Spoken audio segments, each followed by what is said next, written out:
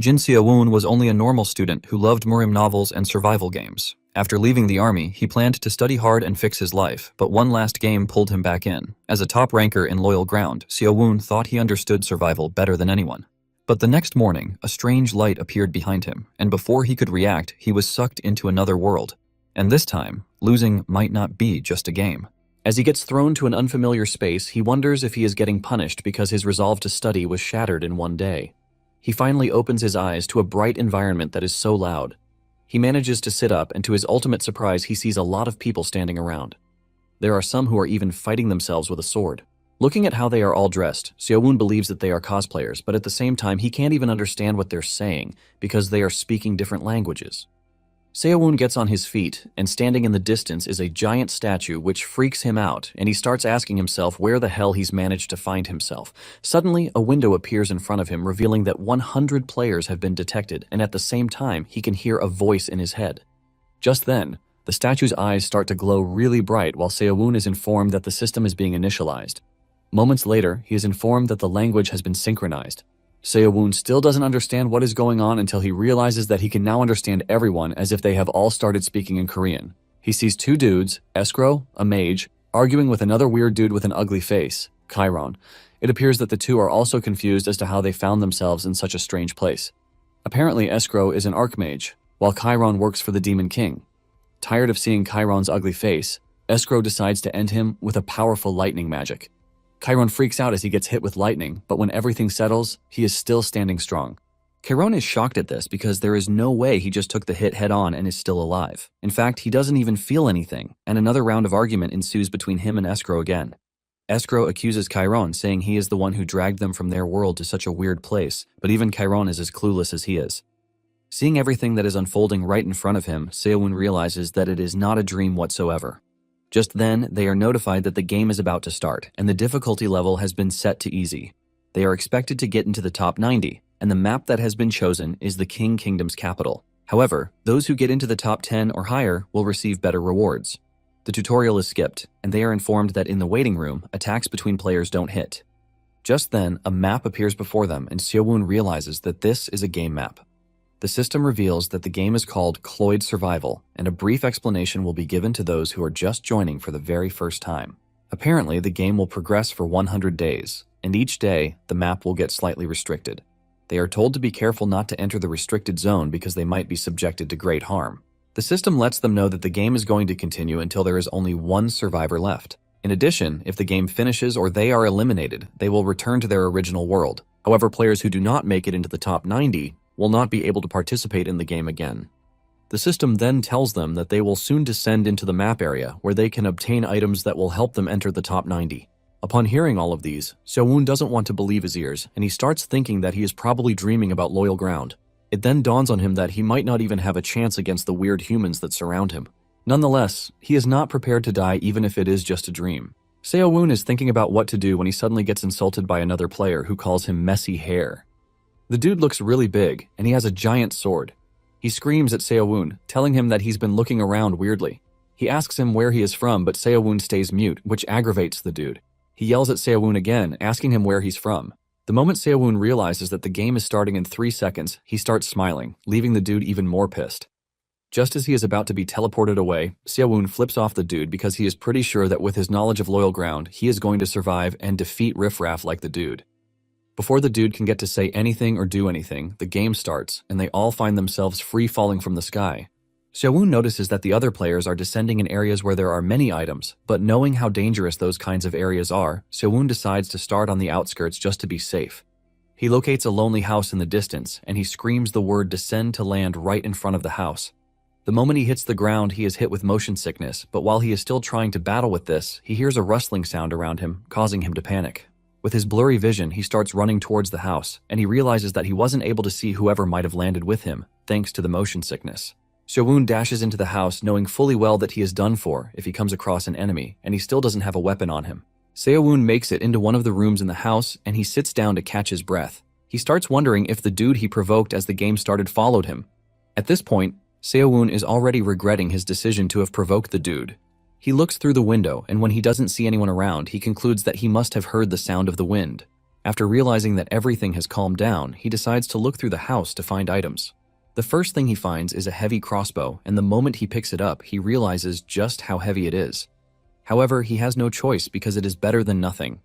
He also realizes that the moment he equipped the weapon, the know-how flowed into his head. He loads the crossbow and he raises it to aim it. He gets the perfect aim, and he boastfully talks about how he was a sergeant in the South Korean army, so this is nothing to him. Seo-woon fires the crossbow and it releases the bolt, but this leaves a powerful shockwave that throws Seo-woon back. Seo-woon lands on his arse, and when everything settles down, he realizes that the bolt has torn through the wall. It immediately dawns on him that he can get far if he learns how to properly use the crossbow. After getting back on his feet, he looks around a bit but doesn't find anything else that is useful inside the house. Nonetheless, he is not discouraged because he knows how big the map is, and he can easily get more loot later. Seo-woon proceeds into another house where he finds a scroll. He checks it out and realizes that it is a small healing scroll. If one rips the scroll, their injuries will be healed. Seo-woon is surprised by this, and he decides to take more recovery items. Seo-woon wishes that he could get his hands on an item bag to help him store things. Just then, he notices a book in the distance, and he quickly grabs it. It turns out that it is a martial arts book that revolves around the Black Star Chi palms. This is a type of martial arts that lets one project hidden weapons through their fingers. The system asks him if he would like to learn the technique, and Seo-woon agrees to learn it, hoping that there is going to be a tutorial or something. Suddenly, he is hit with a bright light, and the book is absorbed into his body. He decides to try it out, and he grabs a fork, which he throws at the wall. To his delight, the fork travels at a great speed before hitting the wall, leaving a huge dent in it. Seo-woon smiles because he has just learned a martial art. Since there are martial books lying around, Seo-woon figures out that there must also be magic books too. Nonetheless, at this point, he wants to believe that Cloyd Survival and Loyal Ground are the same game. After looking everywhere without getting any more loot, he decides to move somewhere else. Before he knew it, night came and Seo-woon realized that he had to find a place to hide.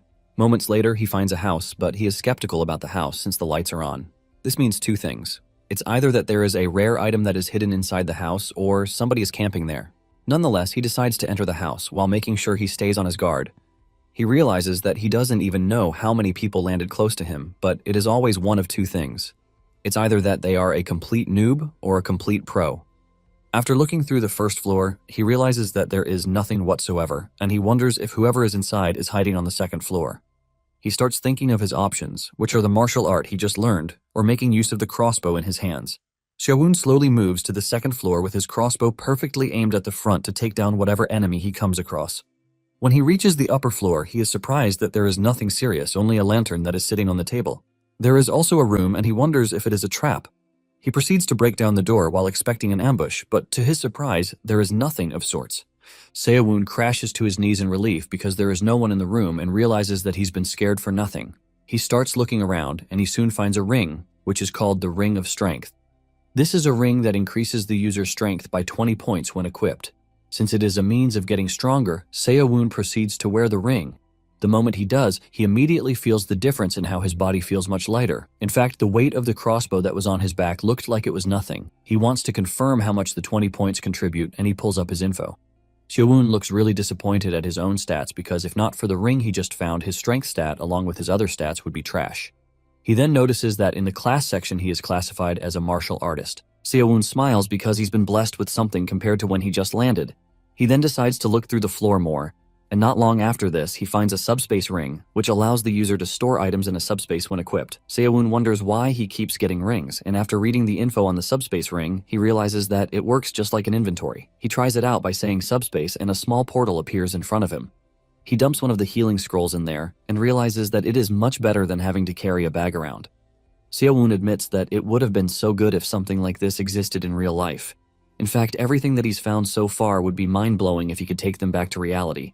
He remembers that he is supposed to check the player count because some would have died already. He checks out the info window and he finds it in a corner. To his surprise, only one person has been eliminated since the game started. Seo-woon continues looting, and fortunately for him, he finds many hidden weapons that he can use alongside the Black Star Chi palms. Since he's done clearing out the house, he thinks of moving ahead, but a thought of sleeping there overnight occurs to him. Since he doesn't even have the strength or ability to take down the strong guys he saw in the lobby if he encountered them at night, he figures out that hiding would suit him best. By hiding and getting into the top 90, he knows that he will be able to obtain more loot. Since the night will be crawling with fewer people, Seo-woon decides to search one more house before the sun comes up. Moments later, Seo-woon realizes that he is not even getting tired, even though he's been moving for a while, and this is all thanks to the ring of strength that he obtained. However, this doesn't mean he's not feeling hungry or even thirsty. At this point, he wants to believe that the game is similar to reality. He continues moving, hoping to get to the city where he can see food. Suddenly, he hears a scary growl behind him, and he quickly dashes for cover. He slowly looks around, and he almost shits his pants when he realizes that he is in werewolf territory. Before he even gets the chance to catch his breath, another werewolf appears beside him and almost tears his head off with its claws, but Seo-woon dodges the attack at the last second. Sweat runs down his face in fear because all he believed was that he was in a player versus player game where there are no monsters. Seo-woon starts regretting why he didn't just stay in the house instead of running around to loot. Seo-woon makes a run for it and soon spots a house in the distance. Using all of his strength, he dashes into the house to hide. However, the werewolves are still onto him, and Seo-woon starts wondering what he is supposed to do in a moment like this. Seo-woon looks through a hole in the door and realizes that the werewolf is sniffing around to catch his scent. Since the monster doesn't know where he is, he figures out that it would be best if he takes down the monster first. Seo-woon takes aim, and he fires a bolt at the wolf.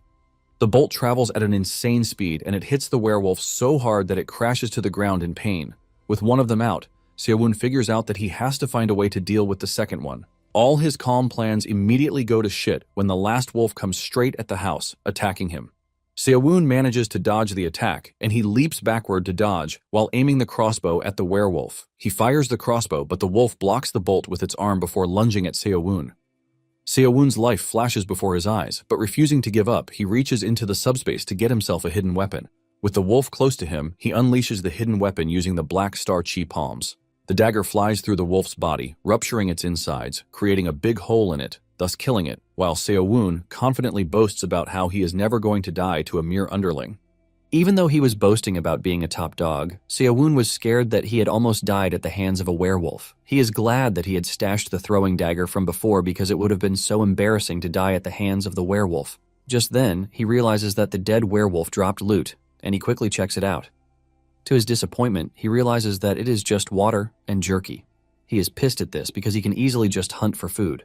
Nonetheless, he decides to check out the surroundings, and he soon finds a piece of armor lying around. He wonders if it is like the bulletproof vest from Loyal Ground.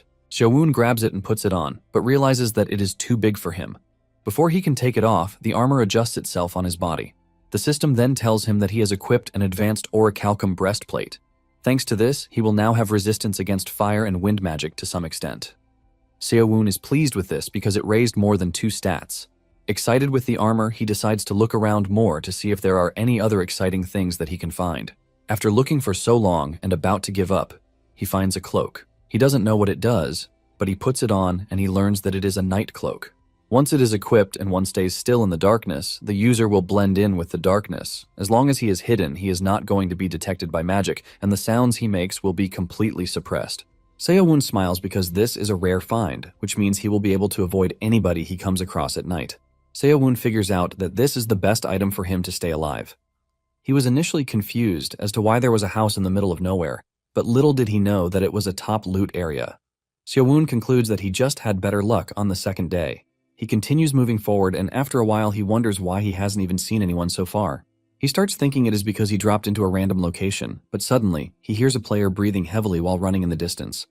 He mumbles some words of regret, saying he might have had a chance if he had used the item with him on time. Seo-woon hides out in cover, and thanks to his cloak, the dude doesn't see him.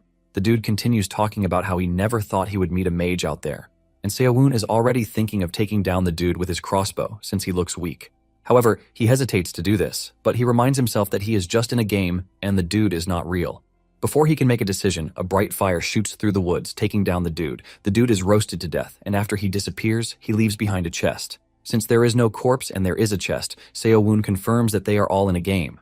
Seo-woon also figures out that the chest would contain the items that the dude had, but at the same time, he doesn't even know where the attack came from. He hasn't finished thinking about this when the attacker appears right in front of him, wielding a flame ball in his hands. Seo-woon almost screams out in fear, but he covers his mouth to prevent this. He is thankful that he has the cloak because the dude just walked past him without seeing him. The dude then walks to the chest to loot, and Seo-woon figures out that he might be the next person to be hunted by the dude. He realizes that he might get killed by someone else just to gain a higher rank. Since this is the case, it is better for him to take the initiative and attack first.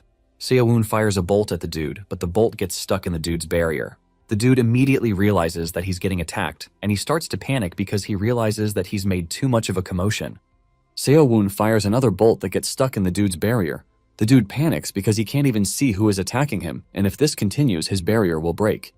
The player shoots a fireball at where he thinks Seo-woon is coming from, destroying the entire area. However, he is so wrong, and before he knows it, another bolt comes flying from behind. This bolt is able to shatter his barrier, and he frantically shoots off a fireball in every direction he can think of. Suddenly, a dagger flies into his head, shattering his brain, and he crashes to the ground. With sweat running down his face, Seo-woon realizes that he just won and walks toward the dude's chest. Seo-woon figures out that it would be better if he farms fast and gets out of there because it would be a big problem if someone noticed the fire and came in his direction. Seo-woon checks out the mage's chest first, and he grabs some random items from it. He finds Escrow's necklace, which is said to be made from pure gold, and it is a symbol that one is a mage of Escrow's magic society. Seo-woon considers it a trash item with no properties, but decides to keep it just in case. Just then, he finds another item, a circle's stone.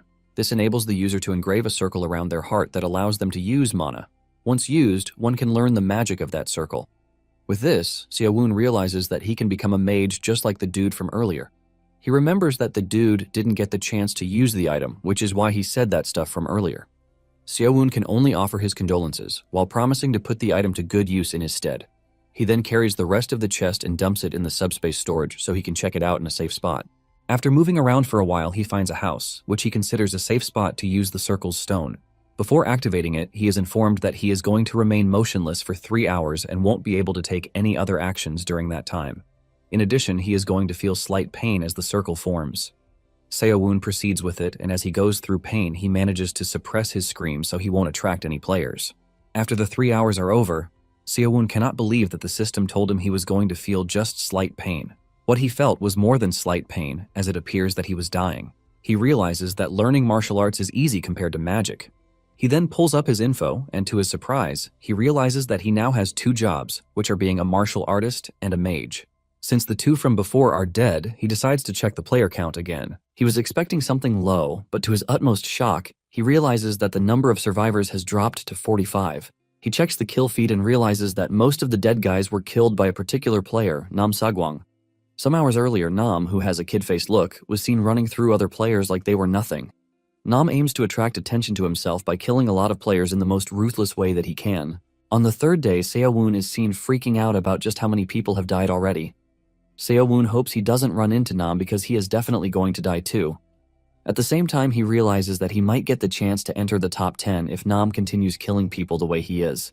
He wonders what rewards will be given to those who enter the top 10, just as promised at the start of the game. His only guesses are items and money, but at the same time, he thinks there is a possibility that they would be able to use the skills and items they acquire in the game world in the real world. He soon pushes this thought aside because there is a killer running wild outside, but he is already counting his chickens before they hatch. Seo-woon assesses himself and confirms that there is more power moving within him. He wonders if what he is feeling is referred to as mana and then remembers seeing a magic book the day before when he was looting. The magic book is called the Magic Book of Windball. This is a magic that creates a sphere using wind, and the number of spheres that can be created increases with the user's power.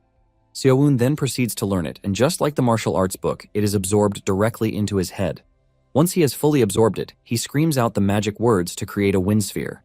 To his disappointment, he only creates a bunch of small wind spheres. Disappointed, he hurls the spheres at a wall, but to his surprise, this leaves even more damage than he thought. This is when it dawns on him that the spheres look stronger than they look, which means it is going to come in handy at some point. Just then, he realizes that he is feeling somewhat tired all of a sudden. His mana stat is pulled up, and he figures out that he has depleted his mana points already. Later on, the restricted zone appeared on the map, and the rank gradually shrank. Seo-woon decides to farm for more items while making sure he stays at the edges of the boundary. At the same time, he believes that his chances of running into another player should be reduced, since half of the players have died already. Nonetheless, he has no choice but to loot quickly before the restricted zone shrinks even more. Unknown to him, he's been watched by a white-haired old man. 12 hours later, he finds a cluster of houses, and lying around are chests from dead players. Suddenly, he feels a human presence around him, and he immediately unleashes the wind spheres in the supposed direction. This destroys the impact area, and upon looking closely, he sees blood dripping on the floor, which means there is an injured person in the area. He is convinced that whoever it is pretty strong since they managed to survive up until that point. He thinks of killing the person since they are injured, but he backs off to prioritize his survival instead. After his departure, the dude hiding behind the wall finally reveals himself, and he thanks his stars that he hid because he definitely would have died. The player steps out of the house, talking about how he would have easily taken Seowon out if he weren't injured. The dude makes his way to one of the chests to loot so he can quickly leave, but he hasn't even picked up one item when a bolt flies through his head. He crashes to the ground and dies, leaving his chest behind. It turns out that the attacker is none other than Seowon, who had hidden himself perfectly well while waiting for the dude to step out. He had only pretended to leave to draw the dude out. He is still boasting about his achievements when the white-haired old man appears behind him, telling him that he is pretty skilled. Seowon freaks out at the thought that he let his guard down. However, the old man urges him to chill out, telling him that he just wants to ask him a few questions. In panic, Seowon asks him who he is, and he replies asking Seowon if he is going to know who he is even if he tells him, because they all came from different worlds after all. Seowon chuckles nervously when he hears this, and deep down he realizes that the old man is quite different from those he's met in the past. The old man asks Seowon if he has participated in this kind of game before, and Seowon asks him what he means by this. The old man replies that he has been watching him for a while, and he noticed that he adapted pretty fast, so he is pretty sure that he already knows that whatever is happening isn't real. This gets Seowon worried because the old man has been watching him for a long time and he didn't even notice. Seowon finally replies, saying it is his first time being in the game world, but he has played a similar game in the world where he came from. The old man is intrigued by this, and he asks Seowon if the game he played is similar to the one they are currently playing. At the same time, the old man knows for sure that he and Seowon are from different worlds, judging by his appearance. Just then, the old man notices that it is getting dark, and Seowon tells him that it is already the third day. The old man asks Seowon if the moon in his world is as big as the one in the game world, but Seowon lets him know that the moon in the game world is bigger. The old man then suggests that Seowon explain the game that he played in his world, and Seowon tells the man that it is not an ideal place, since they might easily be ambushed. Since it appears that it's going to be a long conversation, the old man suggests that they go elsewhere. Seowon defensively asks the old man how he is supposed to know that he is not going to kill him. The old man ignores the question and grabs him, telling him not to make a sound because he clearly knows what would happen if he does.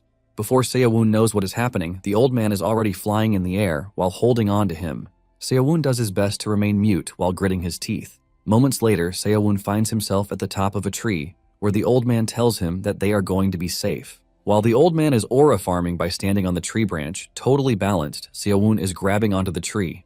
Seowon explains that his world is a world of advanced civilization, and the old man agrees to this because Seowon adapted quickly to the game world.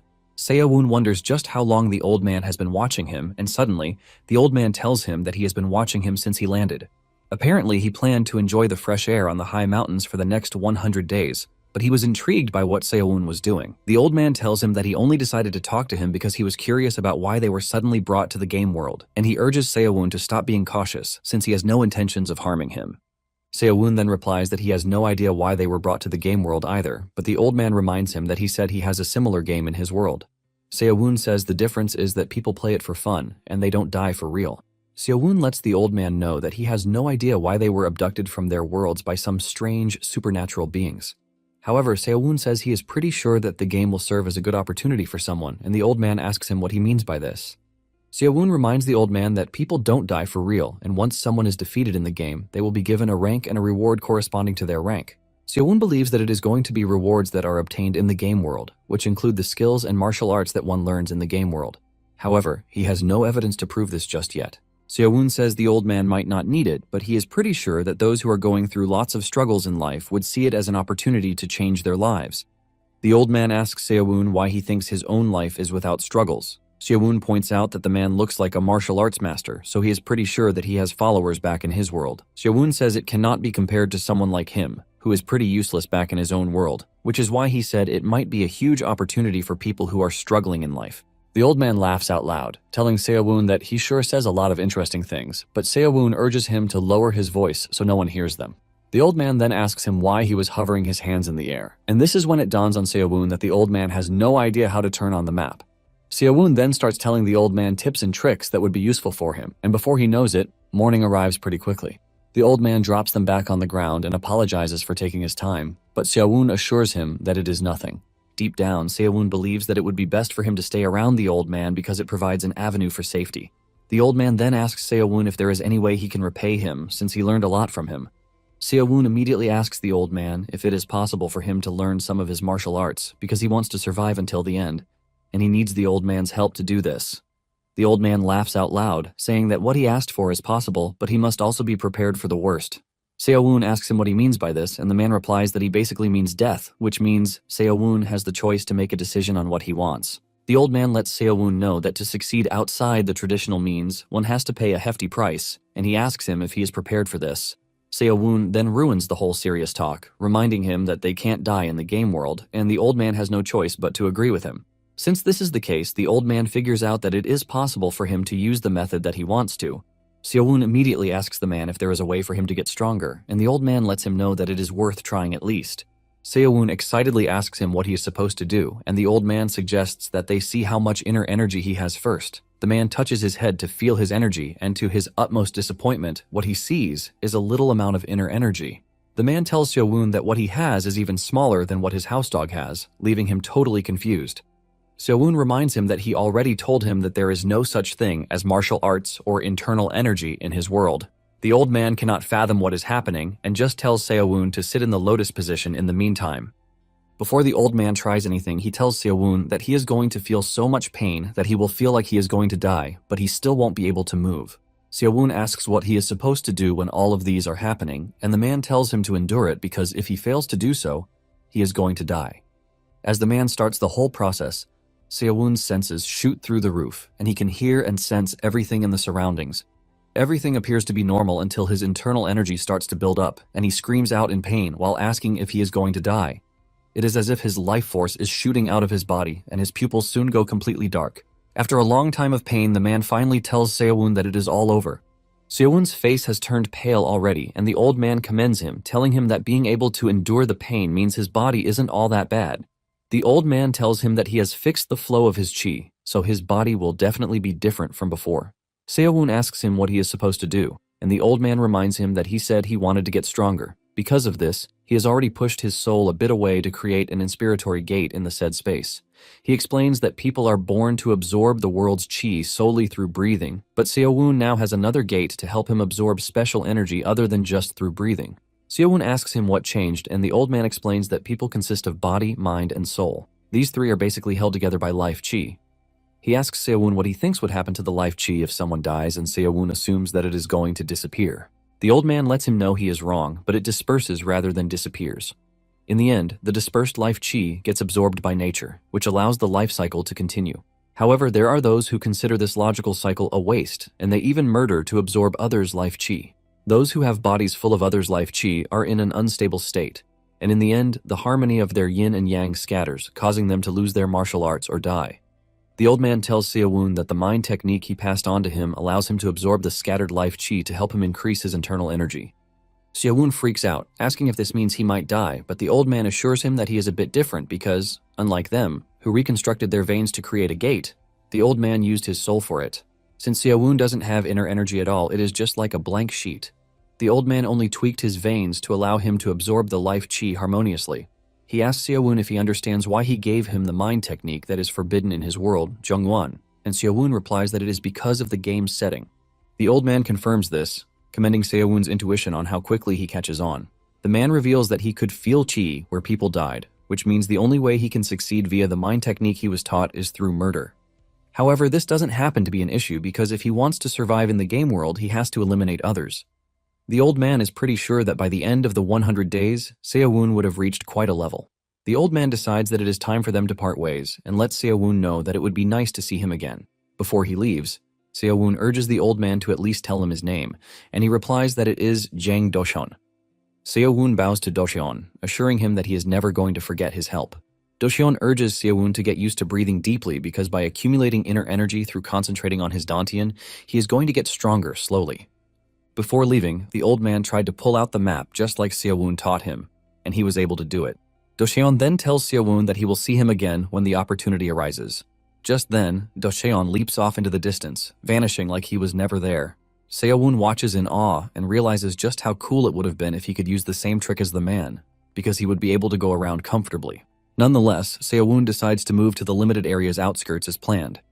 After walking for the whole day, he finally reached his destination, showing just how big the map is. He soon finds a house with the lights on, and he knows that it is one of two things. It is either a house with no one inside, or it is a newbie who doesn't know how to turn off the lights. Either way, He has no choice but to go into the house. After searching for a while, Seo-woon only found a bunch of random stuff from healing scrolls, jerky, but nothing too expensive. He then remembers that he didn't even get to sleep the day before because he was busy talking to the old man. He then decides to get some sleep, and by covering himself with the cloak, he sleeps off. However, he overslept, and it is already day 5. Seo-woon soon wakes up to a player's voice who is searching through the house for loot. Seo-woon freaks out when he realizes that the sun is already up and he is still sleeping like a log. He quickly grabs his bow, and he waits for the player to come in. The moment the player steps into the room, Seo-woon fires a bolt at him, but the dude reacts so fast to this that he cuts down the bolt. Seo-woon freaks out when he sees what he is facing because of all the people he could run into. It turned out to be a freaking martial artist. Seo-woon then reaches into his subspace to unleash a bunch of hidden weapons at the player. While he is battling to block the daggers, Seo-woon lunges toward him and pushes him to the ground. He then grabs an arrow, and as he prepares to impale the dude, he starts begging to be spared, promising to give Seo-woon what it is that he needs, but Seo-woon ignores him and pushes the arrow into his head, killing him. After the player dies and his chest pops up, Seo-woon senses green energy in the area, and this is when he realizes that he is staring at life chi, which the old man was talking about. He absorbs the chi, and surprisingly, he realizes that his body is overflowing with strength. It then dawns on him that he is currently experiencing what is referred to as inner energy. Seo-woon cannot believe that just by absorbing only one person's life chi, his body feels much lighter and even stronger. He pulls up the status window and realizes that he now has a different stat regarding inner energy. His current inner energy stat is at 20 points, which is possibly what he got from the player he just killed. Seo-woon smiles because he has somehow gotten himself something amazing from the old man. Seo-woon figures out that relying only on killing to gather chi would be bad, and he has to find other ways. Seo-woon decides to check out the player count, and he is stunned to see that it has dropped to just 24 players in 5 days. While he is still checking the player count, it drops by 1, and he checks out the kill feed. It turns out that this player has just been killed by Nam again. Nam is basically walking around to kill anyone he lays his hands on, so the whole game can come to an end quickly. Suddenly, Nam notices Seo-woon's name on the kill feed and realizes that his name has appeared in quick succession. Nam has taken note of Seo-woon's name, while Seo-woon is trying his best to avoid Nam. Seo-woon knows he has no chance against Nam because he barely defeated the player who ran into him, and there is no way he's going to go up against Nam the way it is. He then checks out the player he defeated, but he only found trash items. After this, Seo-woon decides to hide and survive until the number of players has dropped. A week later, Seo-woon finally realizes how lucky he was at the beginning of the game because the items he later found were mostly trash. However, he managed to stay in the forest near the borders of the restricted zone where he was busy hunting down werewolves for food to avoid players. At this point, he is already tired of eating jerky, and on the 12th day there are just 20 players left. Standing near the restricted zone, Seo-woon pushes his hand into the restricted zone to see how it is, and he realizes how hurtful it is. Seo-woon freaks out because for 1 week straight, the kill feed only showed Nam killing everyone. It appears that everyone else, like him, is playing it safe. Just then, he spots a cloud of smoke in the distance, and he figures out that there is a battle going on over there. Apparently, a bunch of players have gathered around in an attempt to take down Nam, whom they consider to be the greatest threat to them. Nam taunts them, asking them if they are cowardly enough to team up just to take down one kid. Nonetheless, he lets them know that he is thankful that they came to him themselves because he won't have to go through the work of hunting them down one by one.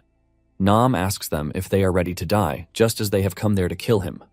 Before they know what is happening, Nam leaps into the air, and in no time, he descends on one of them. He smashes the dude's head and one-shots him. A second later, another one is already dead, and the battle turns out to be a one-sided massacre, as Nam finishes them one after the other. At this point, Seo-woon realizes that Nam is going to win the game unless something unprecedented happens. Seo-woon watches in shock as Nam's name pops through the kill feed. He can't believe that Nam killed 9 players at once, and he starts wondering if Nam is hacking. After Nam is done with them, he feels no sense of pity whatsoever because they didn't even put up a fight. Surprisingly, there is a mage's staff lying around on the battlefield where Nam just wiped out the team players. Later that day, the archmage finds his way to the battlefield where he finds the staff, and he recognizes it as one of his students' staff, Elizabeth. The archmage immediately loses it and promises to avenge Elizabeth. Seo-woon, on the other hand, figures out that he is going to end up in the top 10 if he hangs out a bit more.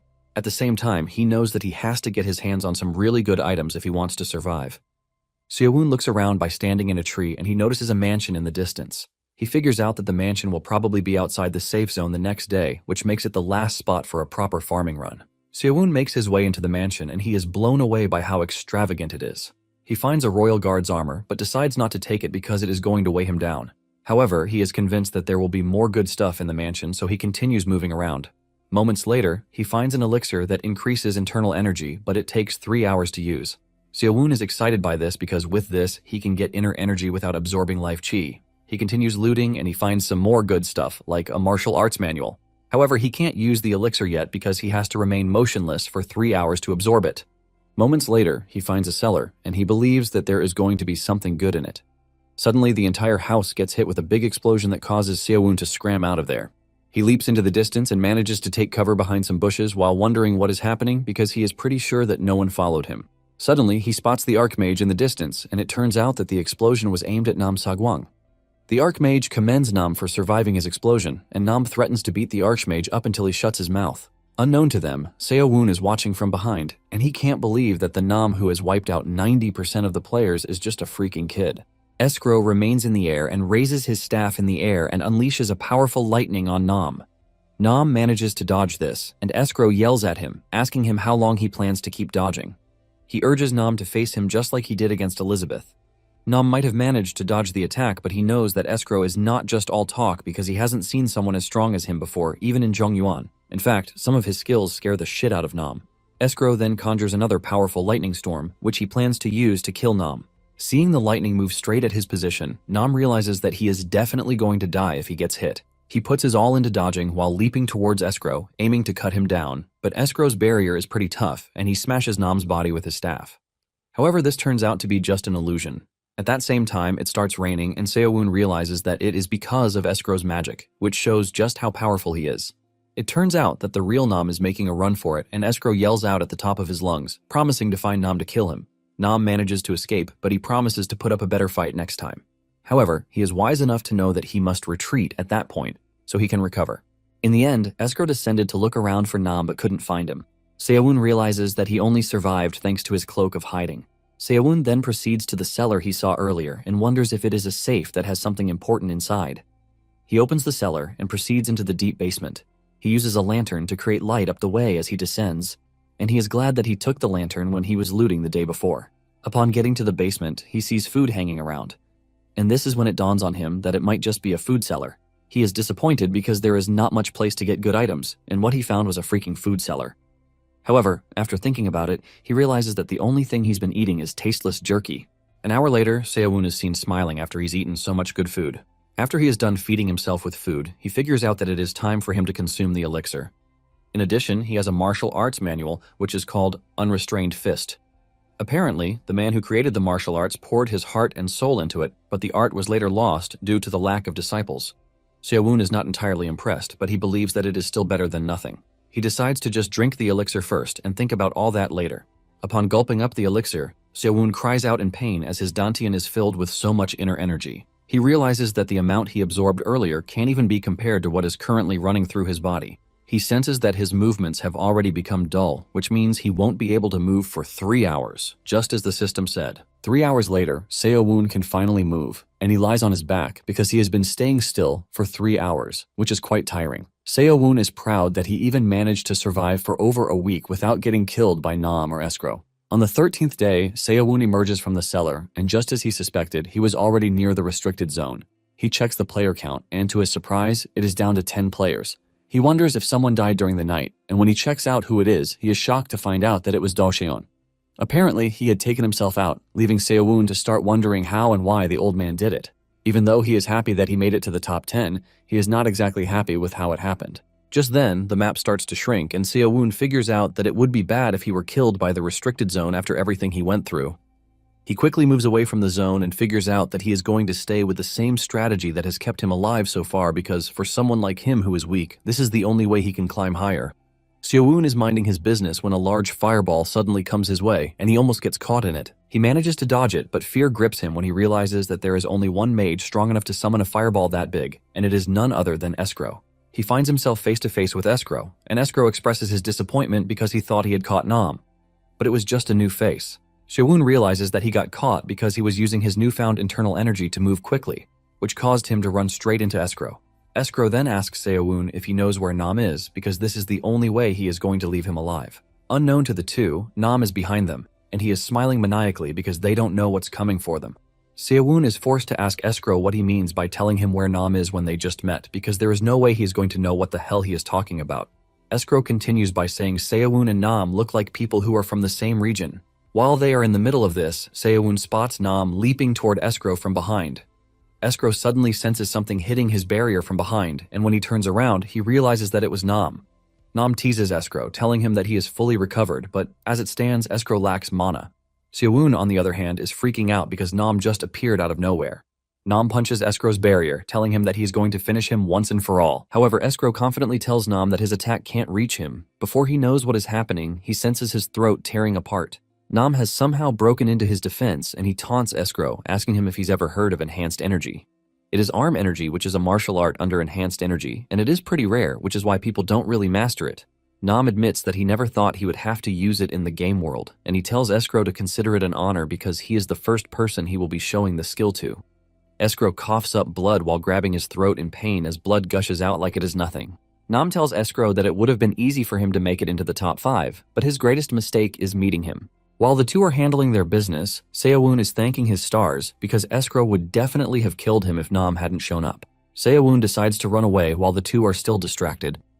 Nam punches Escrow in the throat again in an attempt to finish him off. At the same time, Seo-woon turns around to wonder just how powerful he is going to be if he absorbs their life chi. With Escrow sitting in his own pool of blood, Nam taunts him, asking him why he is not acting all cocky again. Nam asks him if he has any last words, but still mocks him with this because Escrow obviously can't speak again since his throat is shattered. Just then, Escrow gets into Nam's head, telling him that Elizabeth, whom he killed, was his apprentice. Apparently, Elizabeth was kicked out of the academy because she was a woman, and Escrow regrets that he didn't stop her at the time. Nam continues trash-talking, saying he had no idea of knowing that Elizabeth was a woman.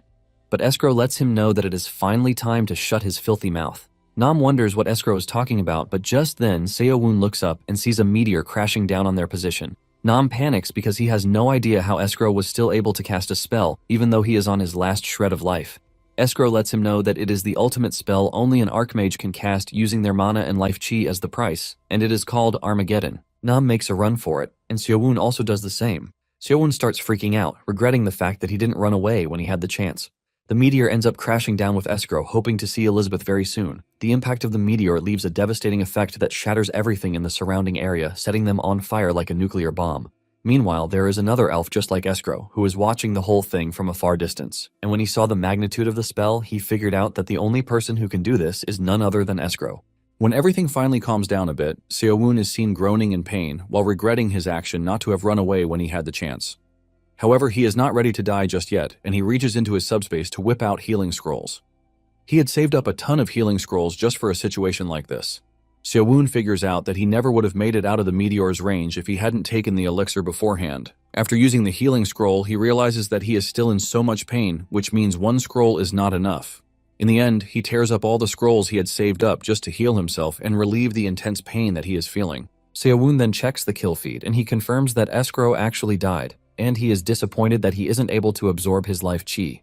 However, he notices that there is no information on Nam's death, leaving him to wonder if Nam is still alive.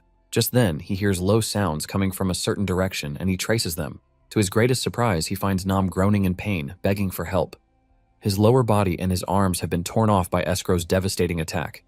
He has a healing scroll in his mouth, and he begs Seo-woon to help him use it because he can't do it himself. Seo-woon is not entirely surprised because he knows it would definitely have been hard for Nam to dodge a meteor that was aimed directly at him. Since both his arms are unusable, it means he can't use healing scrolls. Nam urges Seo-woon to take the scroll in his mouth and help him to rip it so he can use it. Seo-woon then shocks the dude, telling him that he is the popular Nam. Seo-woon mentions that he's always wondered what kind of gear he is using to run through other players, and he was pretty sure that Nam would win, but he never expected to find Nam in this weak state. Nam desperately tells Seo-woon that he is going to make him the winner if he helps him this one time. Seo-woon ignores him and he reaches into his subspace to pull out his dagger because he knows getting Nam's life chi is going to give him an edge. Seeing his life flash before his eyes, Nam screams out, telling Seo-woon not to do what he is planning to do, since there are loads of strong players out in the game. Seo-woon smiles while telling him his name, so he can at least know the name of the person who is going to kill him. Nam yells out in pain, while assuring Seo-woon that he would never forget what he did. But Seo-woon finishes him off by pushing his dagger into the dude's head to finish him off. As the dude takes his last breath, Seo-woon is hit with a bit of guilt because Nam looks like a kid. The moment Nam dies, the area is hit with so much life chi that it shocks Seo-woon to his bones. Seo-woon starts absorbing the life chi while comparing Nam to a human elixir. While he is busy absorbing the inner energy, the other players get the notification that Seo-woon has killed Nam, and the active players are now down to 8. The archer elf sees this and figures out that the other players would finally get the freedom to move the way they want now that Nam is dead. Seo-woon, on the other hand, decides to check out the items that Nam dropped. He figures out that with the enormous energy running through his body, he should be able to face anyone he runs into. Seo-woon opens the chest and he is blown away by the amount of good stuff there. He finds Kaiser's ring, which greatly raises the user's agility. There is also another ring that raises one's strength immensely and another that raises stamina. There is even a ring that raises magic resistance. Seo-woon is left speechless as he wears all of the rings, and he realizes that Nam was basically farming only the good stuff. Seo-woon can't believe that Nam was acting like he wasn't overgeared while he was busy bullying other players. After taking the rings, Seo-woon decides to check his stats, and to his shock, his stats have shot up really high. With the kind of stats he now has, Seo-woon is confident that he has a chance to win the game. Apparently, Seo-woon also found a variety of martial arts manuals aside from the rings. However, he couldn't learn any of them because they all require prerequisites that he would have to learn first. Just then, he senses someone in the area, and he is still looking around when a fireball comes from behind to hit him. A mage had appeared behind Seo-woon, and he mocked Seo-woon for letting his guard down while looting, and he said Seo-woon must have been lucky to have killed Nam because he looks really dumb. Surprisingly, the attack doesn't even do anything to Seo-woon, and he casually turns around, asking the mage who he is. The mage freaks out when he realizes that Seo-woon is safe and sound. Seo-woon mocks him, saying he only saw a flash, and it turns out that Seo-woon wasn't hurt because his magic resistance is 90. Seo-woon starts walking toward the dude and he freaks out, urging Seo-woon to stay away from him. He threatens to hit Seo-woon with another flame spell if he takes another step, but Seo-woon ignores him. The dude follows through with the threat, but his flames do nothing to Seo-woon.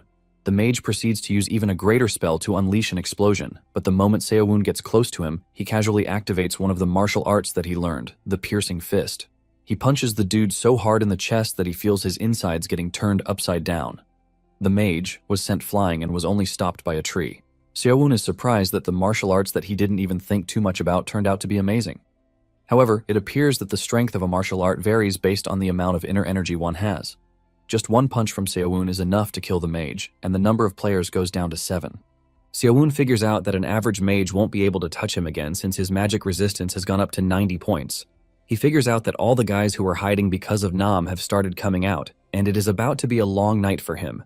Seo-woon then leaps into the tree branches, jumping around just like Docheon, thanks to the new energy he has.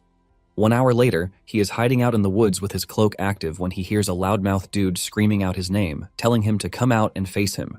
The dude turns out to be a swordsman, Stanko, who is there to avenge his friend, the mage. Stanko is busy boasting when an arrow comes flying at him from nowhere, but he manages to block it. He trash talks whoever the attacker is, telling them that they are cowards to have decided to ambush him like that. Just then, he spots the archer in the tree, and it turns out to be the elven archer, Zurochana. Zurochana is surprised that Stanko knows who he is, and Stanko lets him know that he is a pretty popular person among mercenaries because he is a legend. Stanko then suggests that they team up to take Seo-woon down first. Zuro takes a minute to think about it before jumping down to take the offer. Stanko assures him that he's made the right choice, and he introduces himself to Zuro. Stanko assures Zuro that he is not going to regret his decision because he is quite famous within the guild. Deep down, Stanko has other agendas because he believes that Zuro is a dumb person, even though he has a good reputation. Just then, Zuro says something weird as he calculates a countdown with his fingers. He's in the middle of this when Stanko suddenly mocks him, telling him that he shouldn't have come close to him since he is a freaking archer. Stanko swings his giant sword at him, aiming to cut him down, but before his weapon can reach Zuro, an arrow comes out of nowhere, tearing through Stanko's head. Zuro mocks him, telling him that there is no freaking way he would have teamed up with trash like him because even a passing dog would piss on him. Just then, Zuro starts talking about how he needs to find Seo-woon, but the person he is looking for is right behind him. Seo-woon is busy absorbing Stanko's chi because he knows every key he can get his hands on is quite important. Just then, Zuro turns around to stare at where Seo-woon is hiding, and Seo-woon freaks out because the cloak of hiding should be working. Seo-woon starts panicking, fearing that Zuro has a skill that he doesn't know about. Just as his heart is about to drop from his chest, Zuro walks off, saying he is pretty sure that Stanko's things are trash, so he doesn't even need to look through them. With Zuro gone, Seo-woon falls on his arse in relief because he genuinely thought he was done for. He admits that Zuro has good senses, and with the look of things, he fears that Zuro might be his next opponent. Later on, Seo-woon realizes that the restricted zone is getting smaller, and since there are 87 days left, it is safe to say that the zone is moving according to how many survivors are left. Moments later, he finds himself in a field, and he decides to be careful because he is in a plain field, and any fight at that point will attract anyone else who is close by. Just as he is about to turn away, a magic attack comes flying in his direction. Seo-woon manages to get out of the way fast enough to avoid getting struck, but he notices that the magic attack was aimed at his exact position. He wonders how he is getting attacked when the cloak of hiding is active. He is still doubting the fact that they saw him when more magic attacks come straight at him. He freaks out and realizes that there is no way he is dodging all of them at once. Since it has come to this, he decides to fight back, and he takes a deep breath before unleashing the piercing fist to block the incoming attack. Seo-woon shatters the attack, and he is surprised to see that he is actually stronger than he thought. Seo-woon then leaps into the air to try to figure out who his enemy is. He looks around, and he soon finds the dude hiding in the tree. Meanwhile, the attacker is already freaking out because he used a lot of mana in his last attack, but he didn't even get to kill Seo-woon. Just before Seo-woon can do anything to the guy, another player appears from behind and pushes a sword into his chest, killing him on the spot. The new player mocks him, telling him that he shouldn't have used all of his mana, so he could at least reserve some for detection magic or barrier magic. Apparently, the new dude is an assassin, and erasing his traces is pretty easy for him. With the assassin killing the mage, the players drop down to 5, and Seo-woon has now made it into the top 5 players. The assassin then turns to Seo-woon, mentioning his name. Seo-woon is surprised that the dude knows him, and the assassin says it is obvious, since he was the one who killed the #1 public enemy, Nam. The assassin tells Seo-woon that the other players must be desperate to hunt him down too. The assassin urges Seo-woon not to resist and just go down quietly because he has never failed to take out a target he has laid his eyes on before. The assassin dashes towards Seo-woon with his 2 sickles, and Seo-woon prepares to block his attack. However, the assassin reaches him so fast before he can even blink. The assassin cuts through Seo-woon before he even realizes it. The assassin commends Seo-woon, telling him that he should have been sliced in half, but he appears to be sturdier than he thought. Seo-woon subtly agrees with him because his arm would have been chopped off if he hadn't covered himself in internal energy. At this point, Seo-woon has no choice but to admit that his opponent is quite strong. The assassin assures Seo-woon that he is going to die because he has never failed to assassinate someone in the dark before. The moment he mentions the word dark, it dawns on Seo-woon that he still has the cloak of hiding, which only works in the dark. At the same time, the assassin vanishes right in front of Seo-woon. He appears behind Seo-woon, but before he even gets the chance to cut him down, Seo-woon activates the cloak and disappears. The assassin freaks out as he screams out, asking Seo-woon where he is. Seo-woon commends the assassin, telling him that his stealth skills are pretty good, but they are nothing compared to the cloak of hiding. Before he knows it, Seo-woon appears behind him and he stabs him really hard. He tries to gaslight Seo-woon for attacking him from behind like a coward, but Seo-woon reminds him that he said he is going to end him, so he wants to see how he is going to do this. Realizing that he is about to die, the dude freaks out, suggesting that they team up to take on everyone else. However, his appeal falls on deaf ears as Seo-woon impales him from behind, killing him on the spot. With this, the number of active players drops to 4, and Seo-woon proceeds to absorb their chi. He also secured the healing scrolls that they dropped, but he looted really fast so he could get out, since he had made a bit of a mess, which would draw attention to him. Seo-woon finds a shadow clone manual in the assassin's loot, and this is a skill that allows the user to create a clone of themselves that can even fight. The number of clones that are created depends on the user's internal energy. The system asks him if he wants to learn the technique, and Seo-woon can only thank his stars that the assassin didn't know about internal energy, because if he had learned the technique, it would have been hard for him to kill the assassin. On the mage, he found a grimoire named Carmen's Eyes, and it is the highest tier detection spell that is supposed to look through any stealth skill. However, he can't learn it yet because his circle is too low to do so. He realizes that this was how the mage was able to figure out where he was, because the grimoire allows him to see through the cloak of hiding. He is checking out the grimoire when an arrow flies past his ear, cutting his cheek. Without a doubt, Seo-woon figures out who the archer is because there is only one archer left, and this is Zuro. Before he can even rest from this, a magic attack descends on his location. He is surprised because this is the first time he will see such a magic attack, but it is already too late for him to run, so he just has to concentrate all of his internal energy into his fist to use the ultimate piercing fist. By putting all of his effort into the strike, he is able to block the incoming attack, but this still leaves him injured. Since there were 2 attacks at the same time, he figured out that he was being attacked by a team. Suddenly, a low-budget scanner appears behind him, swinging his sword at him. Seo-woon manages to dodge the strike on time, and this is when it dawns on him that he is getting triple-teamed. The trio who are onto him are Zuro-chana, the Divine Archer, the Demon King's right arm, Chiron, and Senturk, the King of Kroisen. At this point, Seo-woon is left wondering what he is supposed to do. Seo-woon is disappointed that just when he was about to win, he ran into teamers, and the only way out of a situation like this is to create an avenue for them to betray each other. Since he would have to figure out what their relationship with each other is, He believes that this is going to be difficult because he has never seen them before. Chiron offers his greetings to Senturk, but Senturk tells him to screw off because he is a mere black magician. Chiron reminds Senturk that there is something more important than status, and this is for them to team up to obtain better rewards. When Seowon hears this, he realizes that the trio didn't even have plans to team up in the first place. Seowon crouches behind the bush to use his cloak in an attempt to get away from the team. Senturk then tells Chiron that they have to take care of Seowon's stealth first before they start talking about teaming up.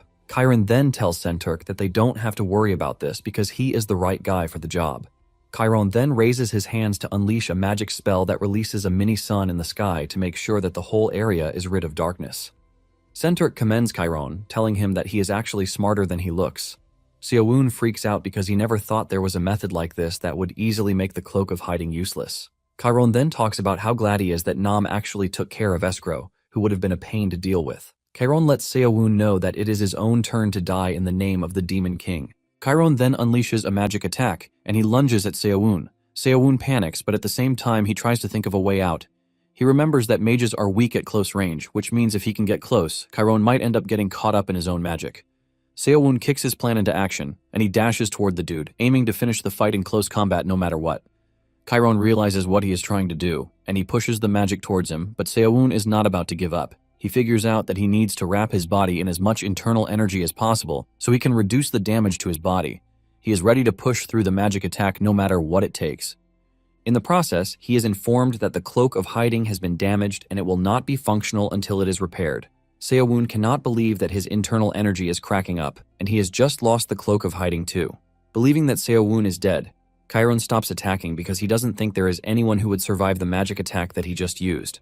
Suddenly, Seowon emerges from the explosion, and before Chiron knows what is happening, Seowon has already closed the distance. He looks totally bloodied, but Chiron stops him using a magic attack that holds him down with undead hands. Seowon admits that Chiron is stronger than all the mages he's fought so far. To break free from the bind, Seowon activates the Shadow Clone and shocks Chiron, who thought Seowon was just a fist guy. Seowon leaps toward Chiron as he freezes up in fear. Surprisingly, Senturk attacks Chiron from behind, stabbing him in the back. The attack pierces through his body to pierce Seowon too. Chiron cannot believe that someone who calls himself a king just did something so cowardly, and Senturk defends this by saying there is no honor as great as victory. In his defense, Senturk tells Chiron that he never said he was going to team up with him. Senturk teases Chiron as he dies, thanking him for taking care of Seowon. Senturk then turns to Zuro, who is standing on the cliff, saying they are the only ones left. However, Zuro smiles at him, telling him that he is celebrating too early. He is confused about this until Seowon suddenly appears beside him, punching him so hard that he is sent flying into the distance. Senturk's armor shatters as he flies through the air and he crashes into a wall, leaving a big explosion. With Senturk in the wall, Seowon concludes that it is down to him and Zuro. Zuro commends Seowon for surviving because he thought he was dead for real, but it appears that it was just his clone. However, Seowon tells him to stop talking and just fight him. Zuro then tells Seowon to stop being impatient because he still has more pressing business on his hands. It turns out that Senturk survived Seowon's attack, and even though his face looks bloodied, he appears to be in prime condition. Senturk expresses his shock that Seowon is still alive because he felt his sword connect, but it turns out that it was just a clone. In addition, Senturk is impressed that Seowon was able to destroy his armor, which was Croissant's finest. Sensing the danger, Seowon takes off his shirt and tells Senturk to stop talking. He asks the two if they are coming at him one at a time, or if they plan to jump him together. Senturk then tells Seowon that he is about to regret making him give his all. Senturk suddenly vanishes, and before Seowon knows what is happening, Senturk has reached him. The next thing Seowon knows is Senturk's sword piercing through his left arm. Senturk boastfully tells Seowon that there is no one who has ever bested him when it comes to speed. Senturk lets Seowon know that he has lost use of his arm because this was his plan all along. Seowon watches in horror as his shoulder gets pierced because he wasn't expecting Senturk to be that fast, since he believed that he was just a strength-type character. Nonetheless, Seowon is not ready to lose to him because he worked too hard to get to where he is, and he decides to trust the inner energy within him. Without hesitating, Seowon breaks Senturk's rapier. He then pulls out the broken half lodged in his arm. He proceeds to hurl it at Senturk using the chi palms. The blade cuts through Senturk's face, and this only pisses Senturk off more because Seowon just ruined his beautiful face. Seowon doesn't waste time before whipping out a healing scroll, which he tears to heal his arm. Since he is left with half a blade, Senturk decides to use his aura blade, and he commends Seowon for even pushing him to the extent that he has to use this. Seowon gets back on his feet, and he decides to go all out too. He activates the Shadow Clone, releasing 8 clones at once. Senturk admits that Sewon is pretty annoying with his tricks, but he is confident that he will be the one to come out on top in the end. At the same time, Sewon urges Senturk, whom he calls a fraud, to prepare himself really well because he is also going all out against him. Senturk agrees with him, suggesting that they have a go at each other without wasting time. Deep down, Senturk knows that his aura blade has a limited duration, which is 2 minutes, and if he wants to have a chance at least, he has to finish the battle within that time. At the same time, Sewon is aware that his inner energy is nearly gone, and he has to end the fight pretty quickly. Sewon then makes the first move as he dashes towards Senturk. Senturk aims his sword at him, but Sewon surprises him from behind by punching him really hard in the back. Senturk angrily turns around and swings at Sewon, but the one behind turns out to be a clone. Senturk is shocked to see that what he destroyed was just a clone when he literally felt his hits connect. Since it has come to this, Senturk decides that he is just going to cut all of the clones down without trying to find the real body. He is in the middle of this thought process when Sewon shows up beside him, punching him really hard in the face. The hit is so brutal that Senturk is left wondering if the Sewon who just hit him is the real one. As if Sewon knows what he is thinking, he urges him to stop trying to find the real body because the clones he created can all land attacks. In fact, they are as good as the original body, and there is no way Senturk is going to tell the difference. Just then, 2 clones combine their attacks and go after Senturk, but he narrowly dodges the strike by jumping backwards. With the clones exposed, Senturk unleashes his aura blade, destroying the 2 at once. By taking out 2 clones at once, he figures out that their durability is trash, and with this, he has just 5 clones left to defeat. However, there is only about 1 minute left for him to use the aura blade. Meanwhile, Zoro is surprised that Senturk is struggling really hard against Sewon. Senturk soon screams at Zoro, telling him to stop spectating and join the fight so that they can take Sewon down together. Senturk assures Zoro that if he can make him win, he is going to reward him with anything he wants once they return to their world. Zoro casually urges him to keep his eyes on his opponent. Senturk turns around just in time to see Sewon coming for him. He immediately reacts by unleashing the aura blade, but Sewon bows to dodge the strike, and it flies past him. Sewon then unleashes a powerful palm strike, but to his surprise, the attack is blocked. This leaves him completely open, and Senturk has full access to do what he wants. He doesn't waste time before pushing his blade into Sewon's chest to create a big hole in it. Before he can celebrate this, Sewon vanishes, revealing that he just defeated a clone and not the real body. Senturk is ultimately disappointed, and it dawns on him that Sewon has been toying with him all this time. Senturk loses it at the sight of being humiliated, and he yells at Sewon, telling him that he no longer cares about winning. Senturk enters into berserk mode, assuring Sewon that he is going to tear him apart with everything he has. Zoro sees this and realizes that Senturk has transformed into the scary king of madness. Senturk then unleashes a powerful blade aura coupled with his insane speed. He dashes toward the 2 Sionwoons in his presence, and he tears them apart with one strike. With this, he realizes that he has just 2 opponents left, which are the real body and the clone. The 2 bodies then rush toward Senturk with devastating punches. Senturk manages to catch the body on his right, but before he can start celebrating, he realizes that the dude he just defeated is none other than a clone, too. Senturk now has the body on the left to deal with, and he concludes that this is the real Sewon. The 2 then lunge toward each other, aiming to finish the fight in one strike. Senturk tries to land his strike, but Sewon blocks the strike with his feet. Senturk admits that Sewon is pretty good when it comes to hand-to-hand combat, but he has something else in the bag. Senturk then unleashes the aura blade lightning form to produce a powerful and scary destructive force that shatters Sewon's body.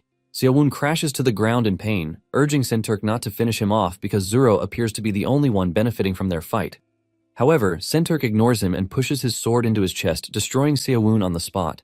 At the same time, Senturk's aura blade skill runs out and he thanks his stars that he finished Sewon right at the last minute. Just as he is about to start celebrating, he realizes that something is definitely wrong. It dawns on him that finishing Sewon doesn't give him the sensation that he took down a real body yet. Before he realizes what is happening, Sewon appears behind him and grabs him by the head. He pushes his head in and shatters it, ultimately defeating Senturk on the spot. With Senturk defeated, Sewon admits that he would have lost if he hadn't worn Senturk down with his clones. Since Senturk is gone, it is now down to Sewon and Zoro. Zoro chuckles, admitting that he didn't expect Sewon to actually defeat Senturk. Zoro thanks Sewon, saying Senturk is a pain to deal with. Zoro also tells Sewon that he has no chance since he has used up everything he has against the stubborn Senturk. Zoro calmly aims his bow at Sewon, telling him that it is time for him to die by his hands. Sewon watches in horror as an arrow flies toward him at full speed, aiming to tear his head apart. Before the arrow could reach him, Sewon had absorbed the chi from Senturk's body. Even though it is not as much as what he got from Nam, he believes that this should be enough for him to take on Zoro. Before Zero's attack can reach him, he uses the Shadow Clone skill to split up and then lunge towards Zero. Zero is pissed that Seo-woon is using the annoying clone technique again, and he draws his bow, letting off a cold smile. He shoots an arrow straight at Seo-woon, but instead of a clone, the arrow catches Seo-woon's real body. It hits Seo-woon on the leg and he crashes to the ground. With Seo-woon on the ground, Zoro assures him that there is no escape for him this time around. He follows through with his word by firing arrows into Seo-woon's hands to pin him to the ground. Seo-woon yells in pain, asking Zoro how he instantly figured out which one was the real him. Zoro smiles, saying he only made a guess. Seo-woon doesn't want to believe this, but Zoro already has an arrow aimed at his head. He commends him for making it all the way to the end, and he offers him his respect, but Seo-woon tells him that he doesn't need his damn respect. Zoro then fires an arrow into Seo-woon's head, killing him on the spot. With this, the game is declared over, and Zoro wins by killing Seo-woon. Seo-woon soon finds himself in the waiting room, where he gets to see Zoro standing over his body. He groans in frustration because he did all the work, but Zoro came in at the end to take the prize. However, he can't complain because he took advantage of Nam when he was defenseless. The system congratulates Seo-woon for making it to the top 2, and he is informed that he now has what it takes to participate in the next game. With this, Seo-woon confirms that there is a next game. Seo-woon is informed that, including his kill bonuses and all, he has earned 140 reward coins.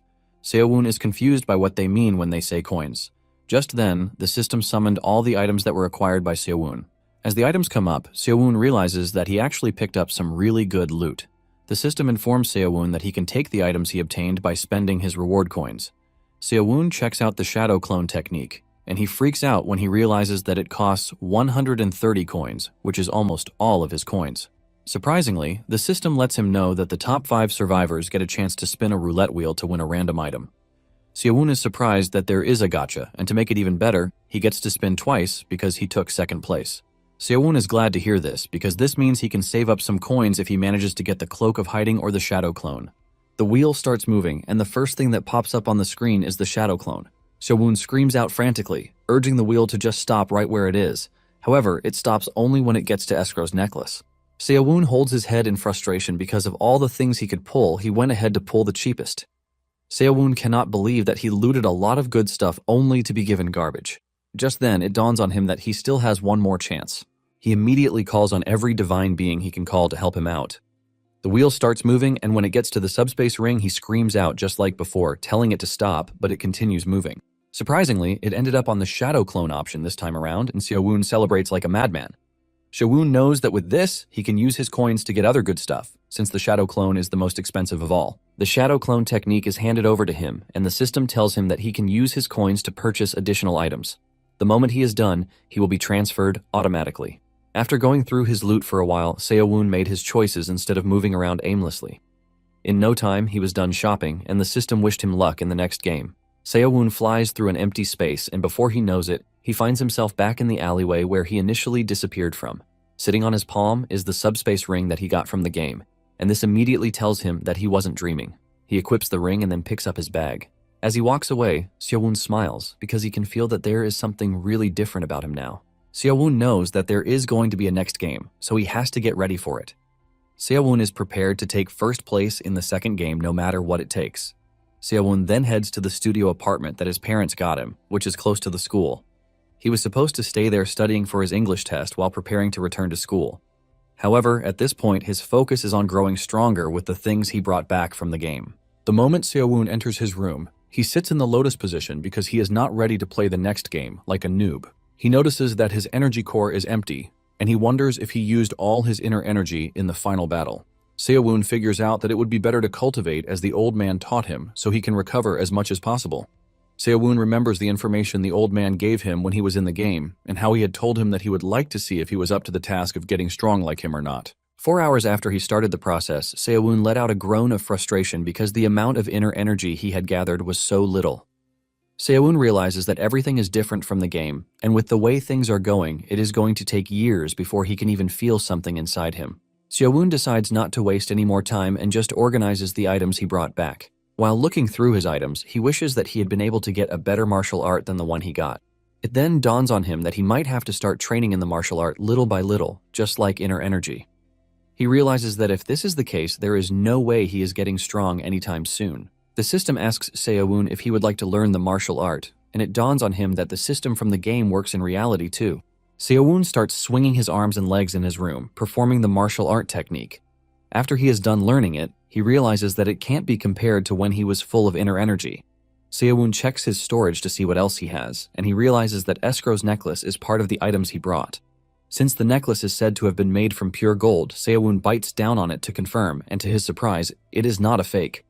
Seo-woon figures out that with the weight of the necklace, the gold will be worth at least 10 million won. The moment he realizes that the necklace costs 1 coin and it is worth so much in reality, his goblin face pops on because he can literally become rich by bringing back 10 of these necklaces from the next game. The necklace might be worthless in the game, but when it comes to reality, it holds some really good value.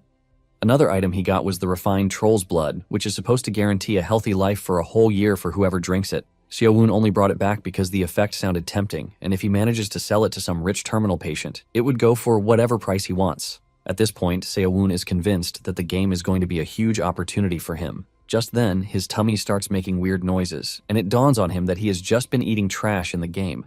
But he didn't realize that he was hungry because he was busy cultivating. Seo-woon figures out that it is time he gets himself some real food. Seo-woon then heads to a restaurant named Grandma's Dinner, and he orders a set meal. Seo-woon is soon served a 5,000 won set meal that he once considered a luxury. Tears roll down his face as he eats something good for a while because he almost died from eating jerky. The grandma sees him crying and she urges him to stop crying because it is going to ruin his appetite. In addition, he still came to eat at the restaurant just yesterday. Seo-woon lets the woman know that the food is too delicious, which is why he is crying. It then dawns on Seo-woon that the time in the game doesn't carry over into reality. After he is done, he thanks the old woman for the meal, and the woman tells him to stop whining while urging him to come back again. As he walks through the street, Seo-woon wonders when the next game will start because he needs to gather more inner energy before the game. Seo-woon remembers that he brought the Ring of Strength, and he decides to try it out. He equips the ring and wonders if it works in reality, just like it does in the game. Seo-woon decides to try it out by jumping, and to his surprise, he leaps so high into the sky that he quickly returns to the ground. He cannot believe how much strength is flowing through his body, and he hopes that no one saw what just happened. Seo-woon knows that he is just going to drag himself into some big trouble if his strength gets reported. Seo-woon then returns to his room to try out something else, which he didn't want to use before. However, he has changed his mind because things appear to be implemented accurately from the game to real life. Seo-woon reaches into his storage, and he brings out the most expensive item he brought, which is the Elixir of Insight that costs 50 coins. He remembers that back in the game, he wasn't able to move for 3 hours after using the elixir, and it was as if his insides were on fire. Seo-woon then gulps down the elixir, and the potion hasn't even touched his insides when it kicks into action. Energy bursts out from every hole in his body, and he screams out in pain. 3 hours later, Seo-woon's neighbor had called the police because the wall was heating up. The woman tells the 2 officers who showed up that she tried knocking on Seo-woon's door, but the handle was too hot to touch. The officers tell her that she should have called the fire department instead of calling the police. In her defense, she mentions that it was hot, but there was no fire. The officer tells the woman not to think too much about it because Seo-woon might have turned the boiler up too high. The old woman insists that she knows what she is talking about, and to avoid further argument, one of the cops walks to the door to check it out. He tries to open it, but the door handle burns him so hard that he screams out in pain. The old lady uses the opportunity to use the "I told you so" line. The officers then call out for whoever is residing inside the house, telling Seo-woon to open the door. Upon hearing the police's request, Seo-woon slowly opens the door, and the officers are shocked to see sweat running down his face. Seo-woon replies that he was just a bit feverish, which is why he turned the boiler up a little. His face is totally red from the heat, and he still has the nerve to say the fire department should have been contacted, not the police. The police reply that they still have to respond when there is a complaint, and they ask him if they should call an ambulance for him.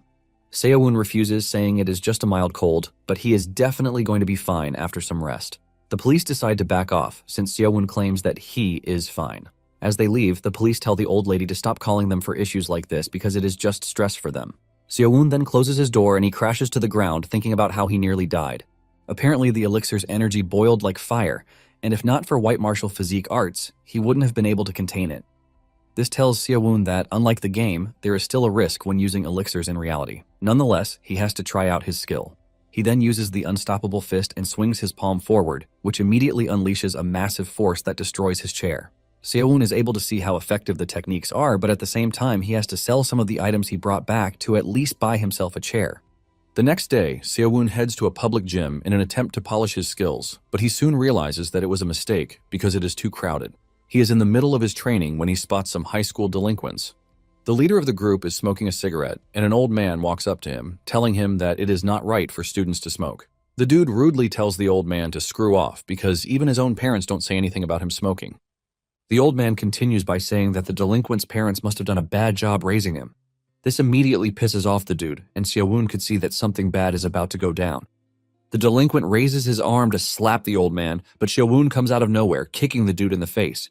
The dude is sent crashing into a wall, leaving him totally helpless. Seo-woon confidently tells the dude that he has no right to punch an old man, no matter how rude he was.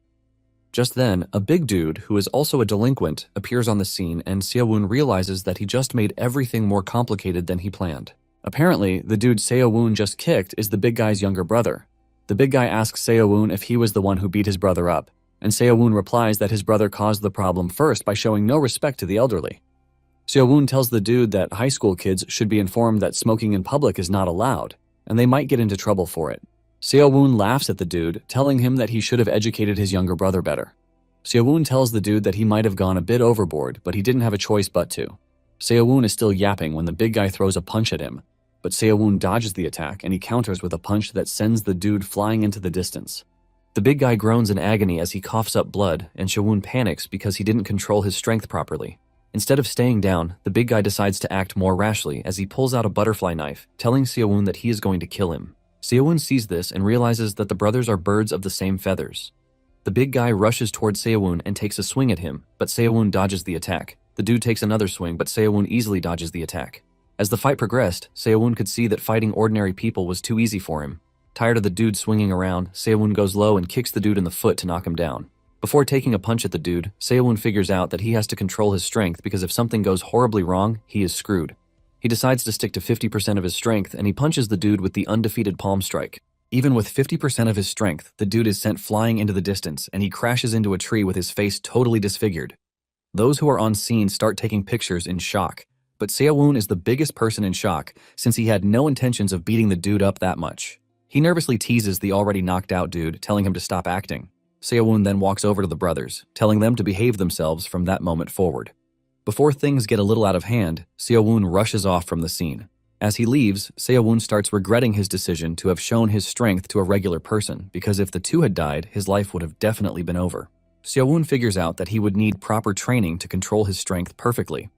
1 month after this, Seo-woon is seen meditating in his room when a call comes in from his mother, asking him if he's eaten. The woman tells Seo-woon that she's calling because she didn't hear from him and she became worried. She asks him how the academy is, and he replies that it is manageable. He knows he obviously can't tell her that he has been training in martial arts instead of studying. Seo-woon then asks after his father, and this is when the woman tells him shocking news that his father was in a car accident. Seo-woon freaks out when he hears this, and he starts asking his mother how bad it is and how it even happened. The woman reveals that it happened while his father was making deliveries. Apparently a car ran a red light and hit him really hard. It turns out that the surgery costs are going to be insane, and she is already worried. The woman then does something heartbreaking, asking Seo-woon if he has any money left from his allowance so he can send it to them. Seo-woon calmly asks his mother the total cost of the surgery, and the woman reveals that it is about 1 or 2 million won. Seo-woon reaches into his storage space to grab Escrow's necklace, and he tells his mother not to worry too much because he might have a solution to their problem. Seo-woon promises to call his mom back, and he immediately leaves his room. He narrates how his parents spent their lives moving from one rented home to another, and his dad worked harder than anyone he knew. However, as his father aged, his income shrank, and since his job was replaceable, he was forced to change workplaces often. Seo-woon shed tears uncontrollably as he talked about how he was a child who had burdened his family from the very beginning. However, at this point, he is done being this child. Moments later, he arrives at a jewelry shop, and he asks the attendant how much the necklace costs.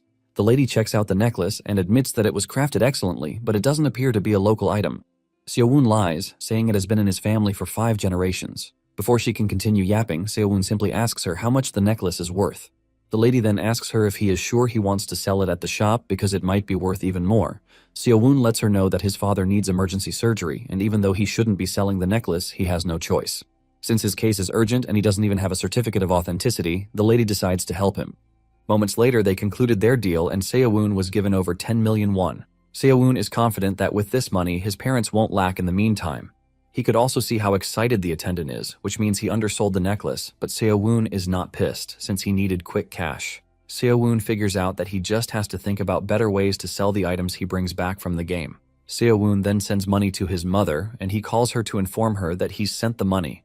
His mother is shocked when she sees the amount he sent, and she asks him where he got that amount of money from. She wants to know if her son took a loan or something, but he lies to her that it is part of the money he saved up when he was in the army.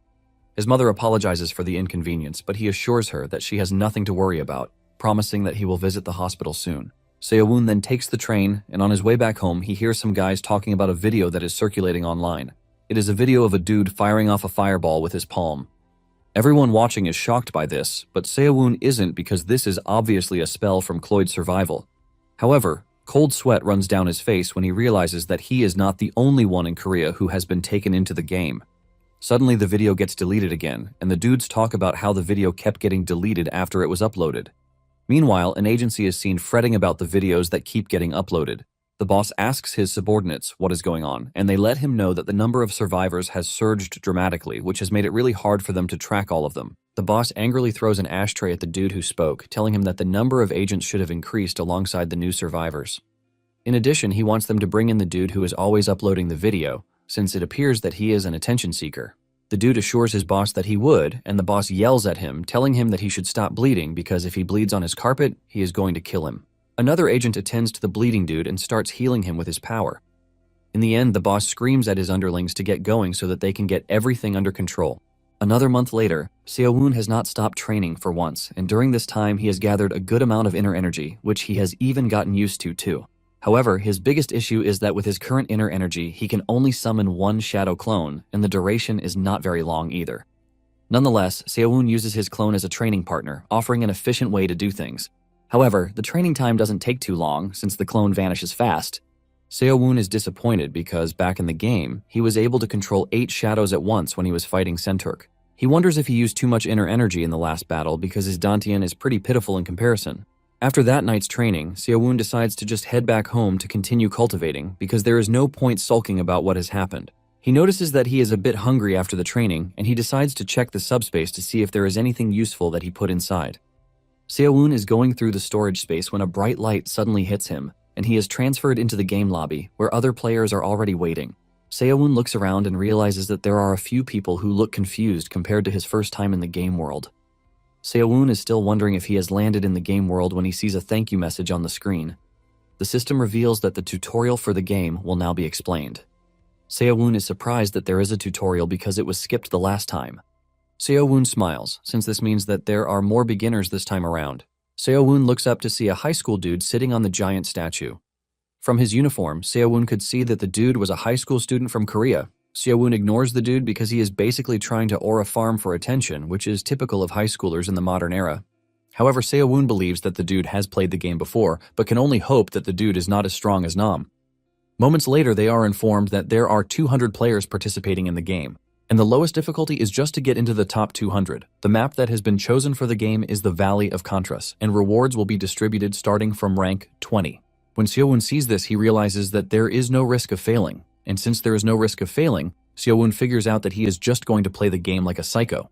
After the tutorial was done, Seo-woon was already expecting that they would be thrown into the game, but something shocking happened. The system informs the players that it is going to be a duo game, and they are to find someone to conduct a duo registration with. Basically, the game is going to continue until one team is alive, and even if only one player lives till the end, both players in the team will get the reward. Another notification pops up, telling the players that they have 5 minutes to create a duo or play the game solo. Seo-woon figures out that there are more people this time around, which is why they made it a duo game. Seo-woon doesn't exactly believe in picking a teammate because if one's teammate ends up being trash, it would just become dead weight. Seo-woon immediately thinks of the high schooler, saying he is going to be a good player. However, by the time he looks at the top of the statue, the dude has already vanished. Since it has come to this, he decides to just find anyone he can duo with it. He starts walking around asking other players to be his duo, but most of them have already gotten themselves a partner. Seo-woon looked around so hard until the timer ran down, but he couldn't find anyone. Since it has come to this, he decides that it is better he face the game solo. Without wasting time, the game begins, and they are all deployed into the game. From the sky, Seo-woon notices scattered villages around the valley that look good for looting, and he picks one of them. Seo-woon plans to land and wipe out anyone who comes after him. The moment he hits the ground, he looks around to see 3 teams landing close to his position. Seo-woon doesn't waste time before dashing towards one of the landing zones because after the first game, he started replaying the whole thing in his head. He had conducted countless mental simulations for the second game, which is why he had been waiting for the game. One player is busy suffering from motion sickness when Seo-woon appears behind him, punching him so hard from behind. The dude screams out in pain, asking Seo-woon why he is attacking him, but Seo-woon ignores him and knocks him out completely.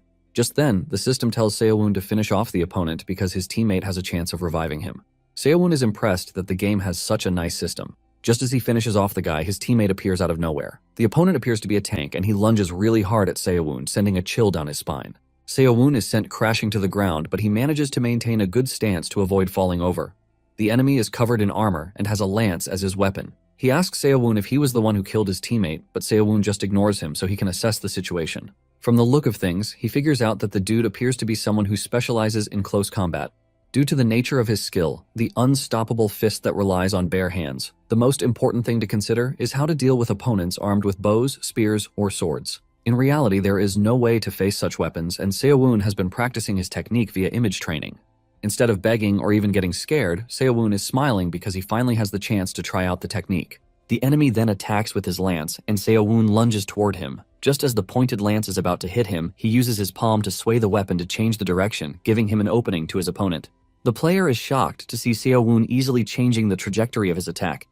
Before he knows what is happening, Seo-woon delivers a powerful palm strike, the spatial strike that creates a big hole in the dude's chest. Without wasting time, Seo-woon crushes his helmet and then smashes his head in with his foot, ultimately taking out the team. The moment he takes out the dude, his chi is released and Seo-woon is surprised at how much chi the dude has. Seo-woon admits that nothing compares to absorbing chi in the game. With one team gone, Seo-woon figures out that there are just 4 people left who landed in the same area as him. Before he even gets the chance to rest, an arrow comes flying towards his head, but he manages to dodge just in time. The arrow lodges into the wall and Seo-woon looks in the trajectory of the arrow to see where it came from.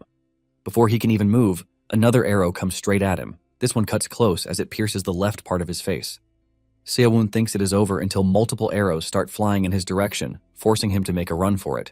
He dashes into the woods, thinking about how accurate the archer is from that distance.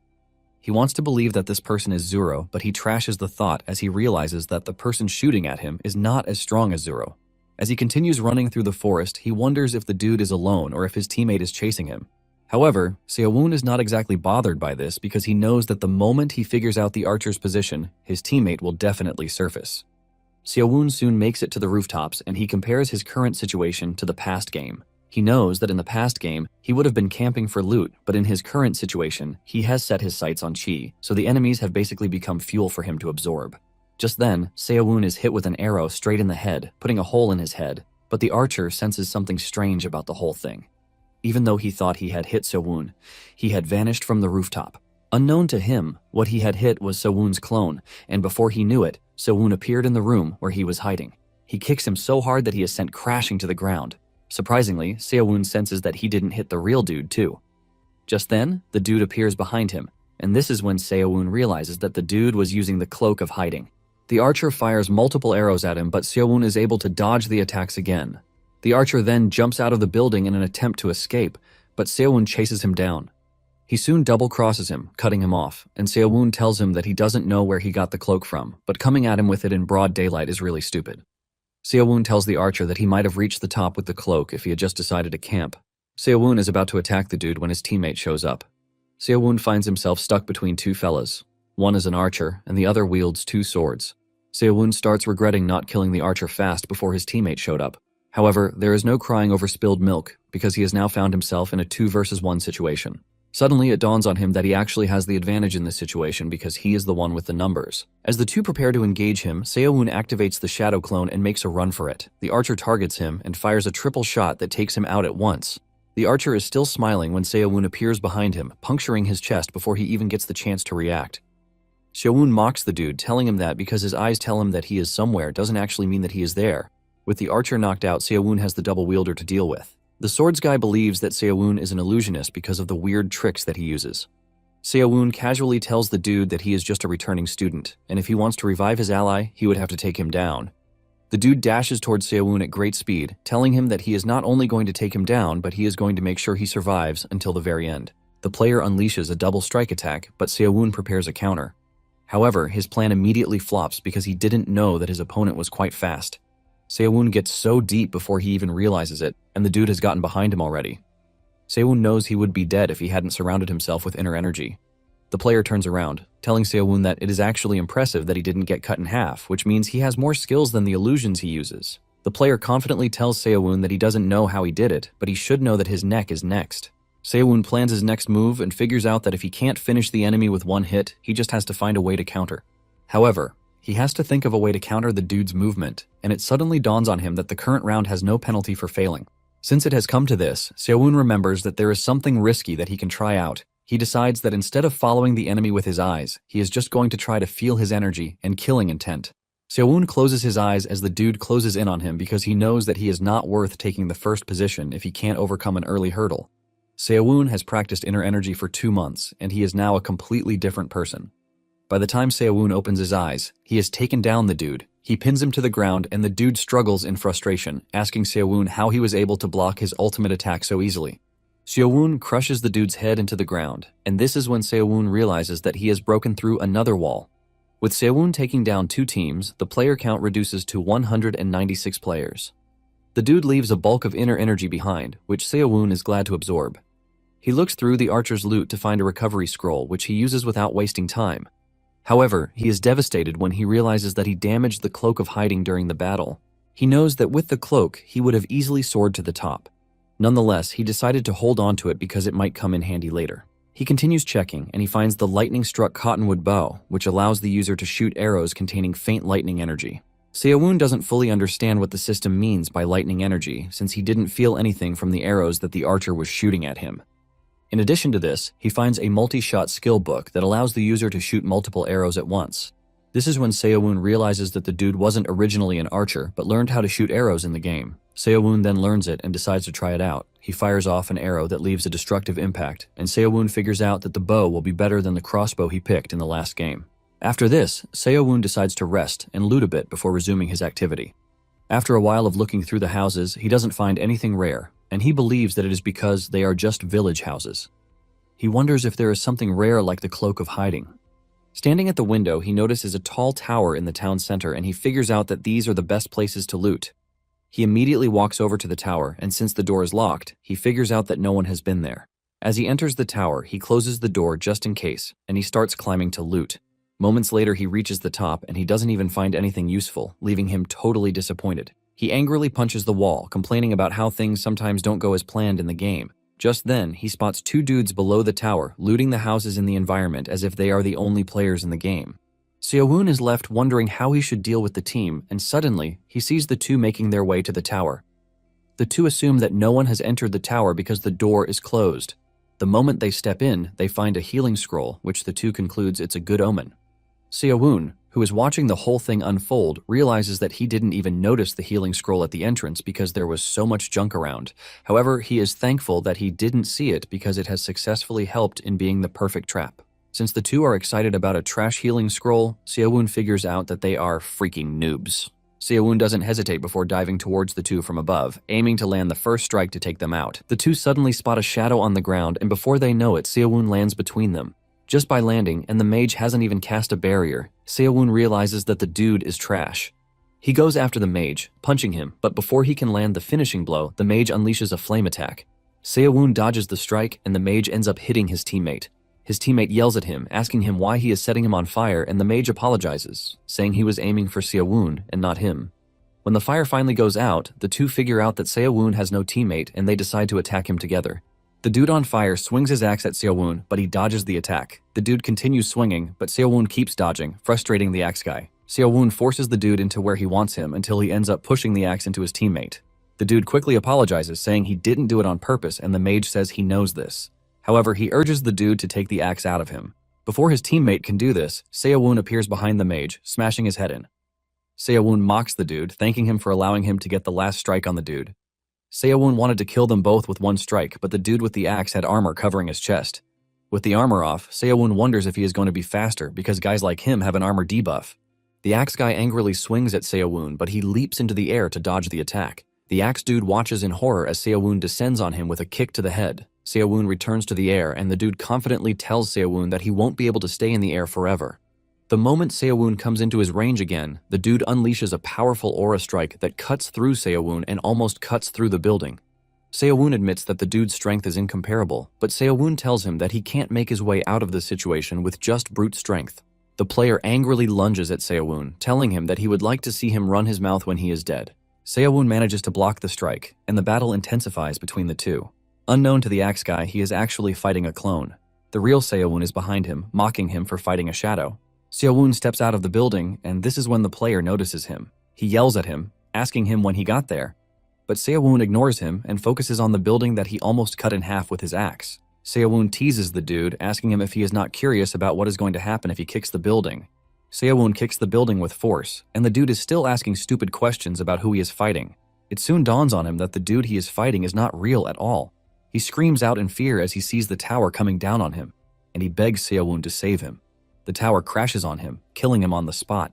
It was after Seo-woon killed the dude that he realized that he didn't even get the kill because he died under the rubble. He calls himself a retard for not thinking this through, but fortunately for him, the chests still appear from under the rubble. Seo-woon is glad that the chest spawned because he would have just wasted a lot of time digging around like a dog. Seo-woon then starts going through the chests and he finds a bunch of good stuff from rings to manuals.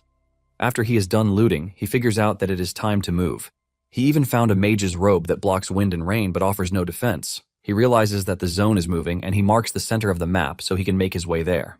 After checking the rest of the houses and he doesn't find anything, Seo-woon leaves the area. Even though the distance was quite far, Seo-woon was able to travel faster because he had mastered the same technique the old man used. Moments later, Seo-woon gets to a location where he is informed that he has entered a monster spawn zone.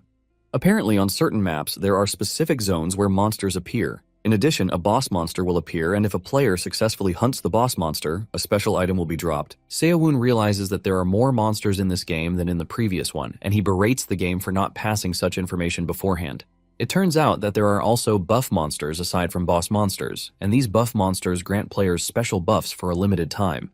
Suddenly, he gets hit with a loud screech that forces him to cover his ears. It turns out that two players are engaging monsters close to him, and Seo-woon manages to sneak up on them while they are distracted. He realizes that the two are a combination of a mage and a martial artist. Seo-woon aims down his bow, ready to take out one of them. The two players take out monsters while fighting back to back. The swordsman uses his sword skills to cut down the monsters while his teammate, the mage, shoots them down with lightning. Suddenly, an arrow flies toward their direction, and it barely misses the mage. The mage immediately figures out that they are being ambushed, and he tells his teammate to ignore the monsters so that they can fight the player ambushing them instead. However, the swordsman refuses, saying they are almost done with the monsters, so they should just wrap it up before focusing on the player who is ambushing them. The mage yells at him, telling him to forget about the reward first because they are about to be screwed over by another player. Seo-woon realizes that the two are suffering from an internal conflict, and he decides to prey more on this. He fires more arrows at the team, which is accompanied by lightning. The mage manages to block the attack, and the swordsman tells him to cast another barrier. The mage yells at him, saying he is aware of this, and he quickly puts up another barrier. However, he doesn't think his barrier will be able to hold out, and he suggests that they run away. The greedy swordsman refuses, saying that if they run at that moment, they are basically going to lose all the reward for slaying the monsters. He tells the mage that this is too big a loss, so it is better that they finish up the monsters so that they can continue moving. Just then, the mage's barrier breaks, and he decides to put up a defensive wall. The swordsman sees this and screams at the mage, asking him what the hell he is doing.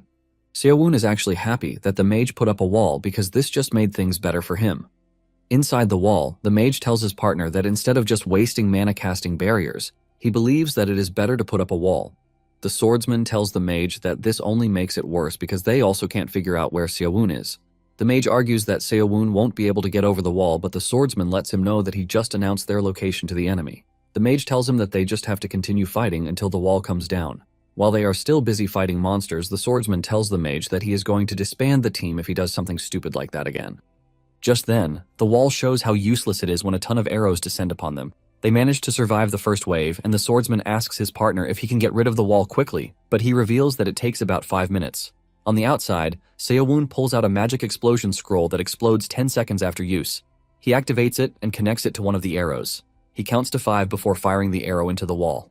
The two are busy having a stupid discussion when the arrow lands between them, unleashing a massive explosion that shatters everything on impact. One of the serpents dashes towards Seo-woon after the explosion, but Seo-woon one-shots the monster. Moments later, the mage emerges from the rubble, but he wishes he had stayed dead because he only raised his head to Seo-woon's arrow.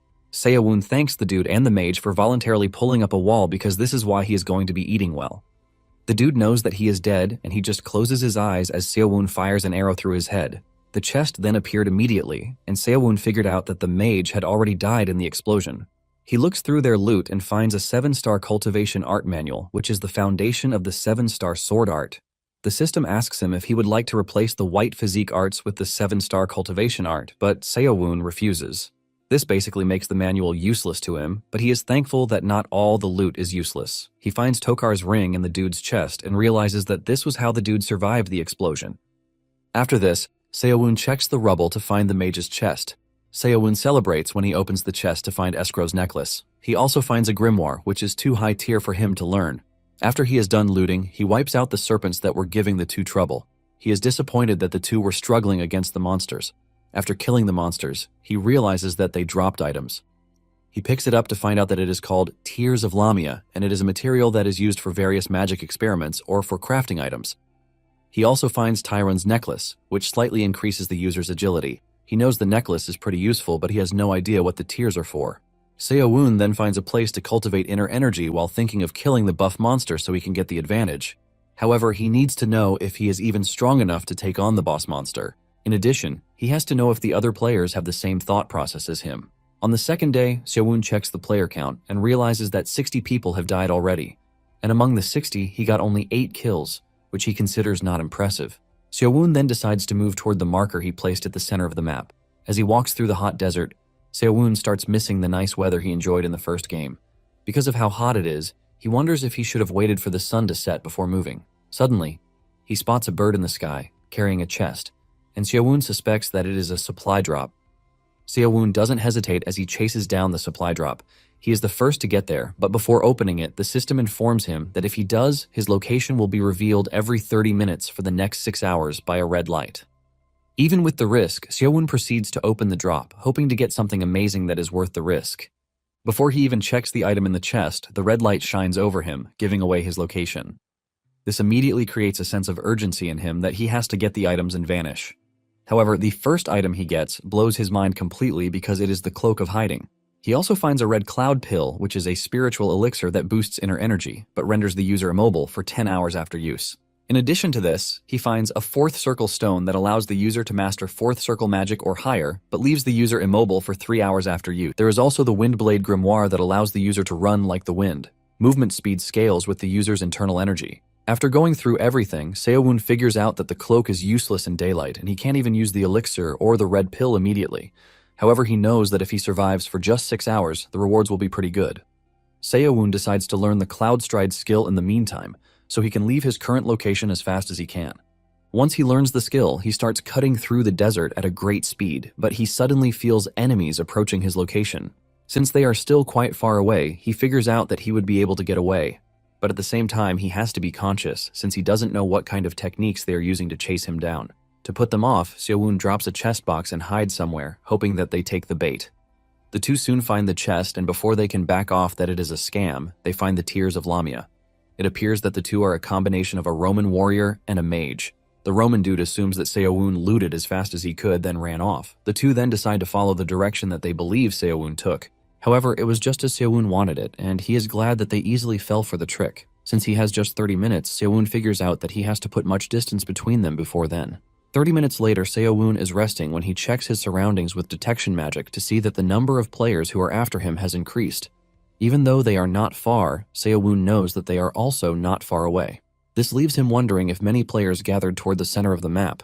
Just then, the red light goes off, and what follows are massive balls of fire falling from the sky.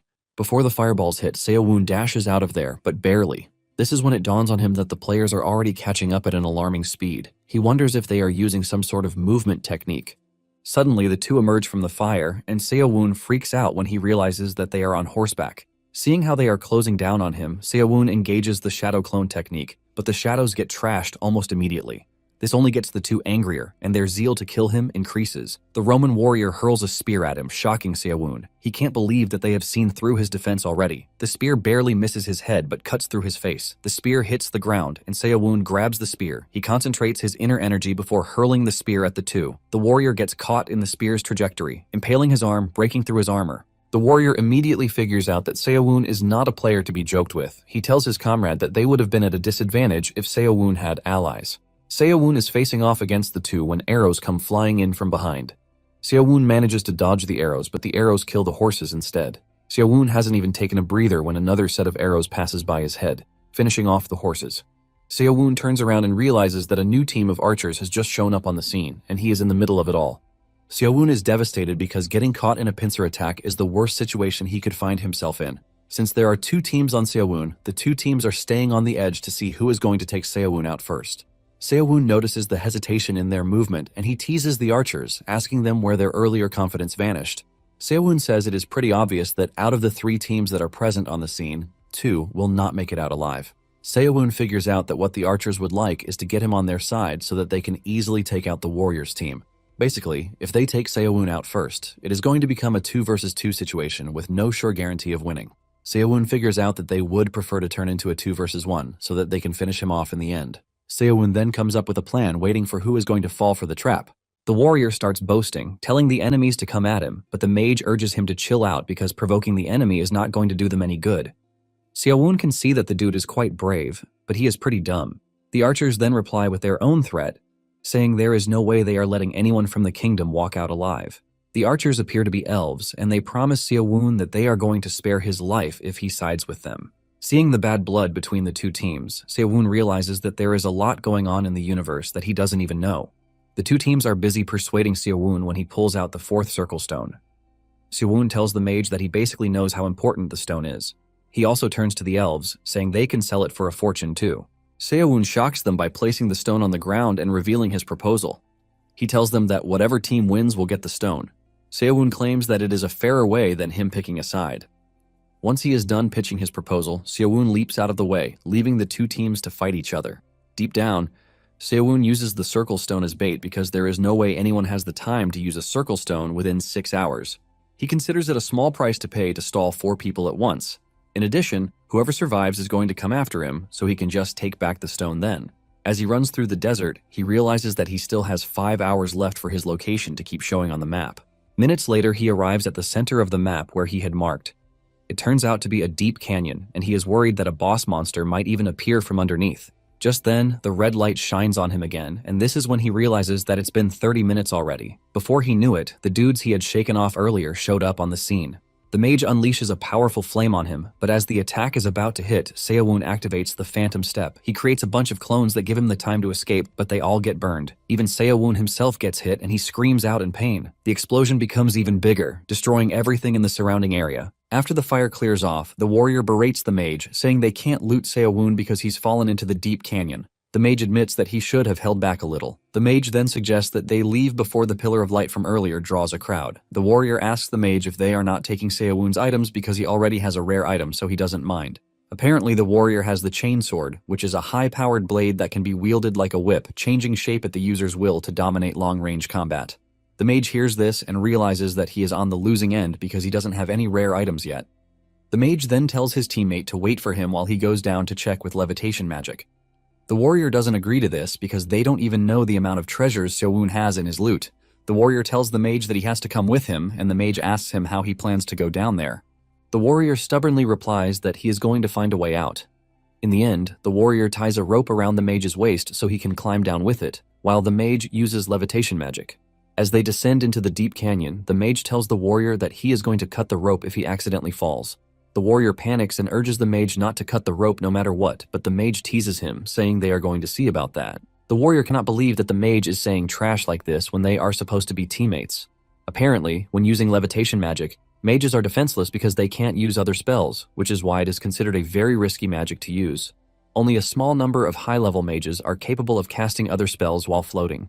The two continue steadily, and the mage tells the warrior that they are almost at the bottom, but the warrior yells at him, saying it is easy for him to say since he is not the one who is at risk of falling. The mage reminds him that he was the one who insisted that he wanted to come. Suddenly, the warrior feels the rope slacking, and he screams out in fear.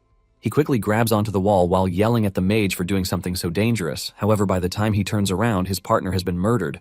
The upper body has been severed from the main body already. Since the dude has no use again, the warrior cuts him off and the mage's body falls into the water below. This is when the warrior realizes that below the canyon is a lake. He cannot believe that they were being careful when there was something that could cushion their fall. He then leaps into the water without a care in the world. He excitedly raises his head out of the water, but something important suddenly occurs to him, and this is the fact that he didn't even bother to ask who killed his freaking partner.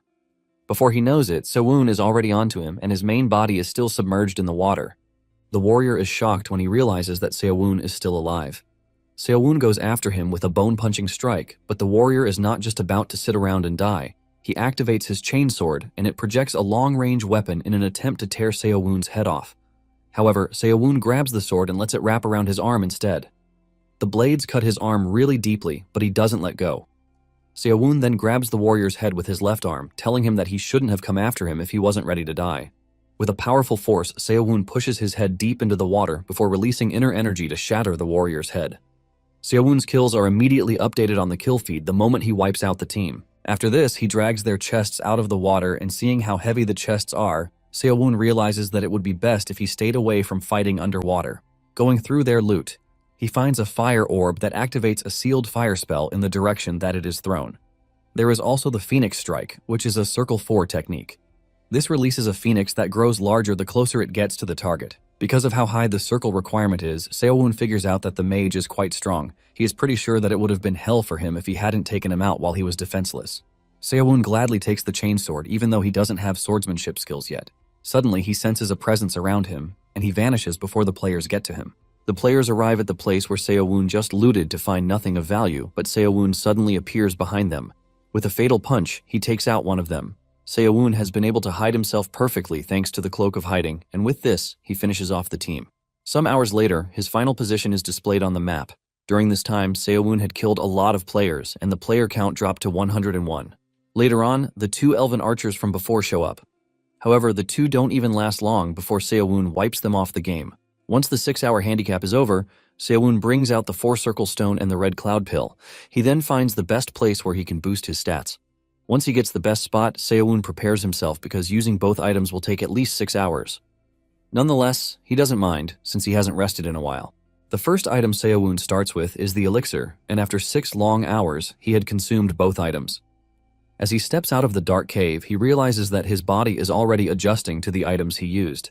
In addition, it is already night, so darkness is going to be to his advantage. He checks out his stats and realizes that they have increased a bit. However, they are still not comparable to when he absorbed Nam's energy. He immediately spots some players in the distance, and without hesitation, he goes after them because everyone he sees is nothing but fuel to his growth.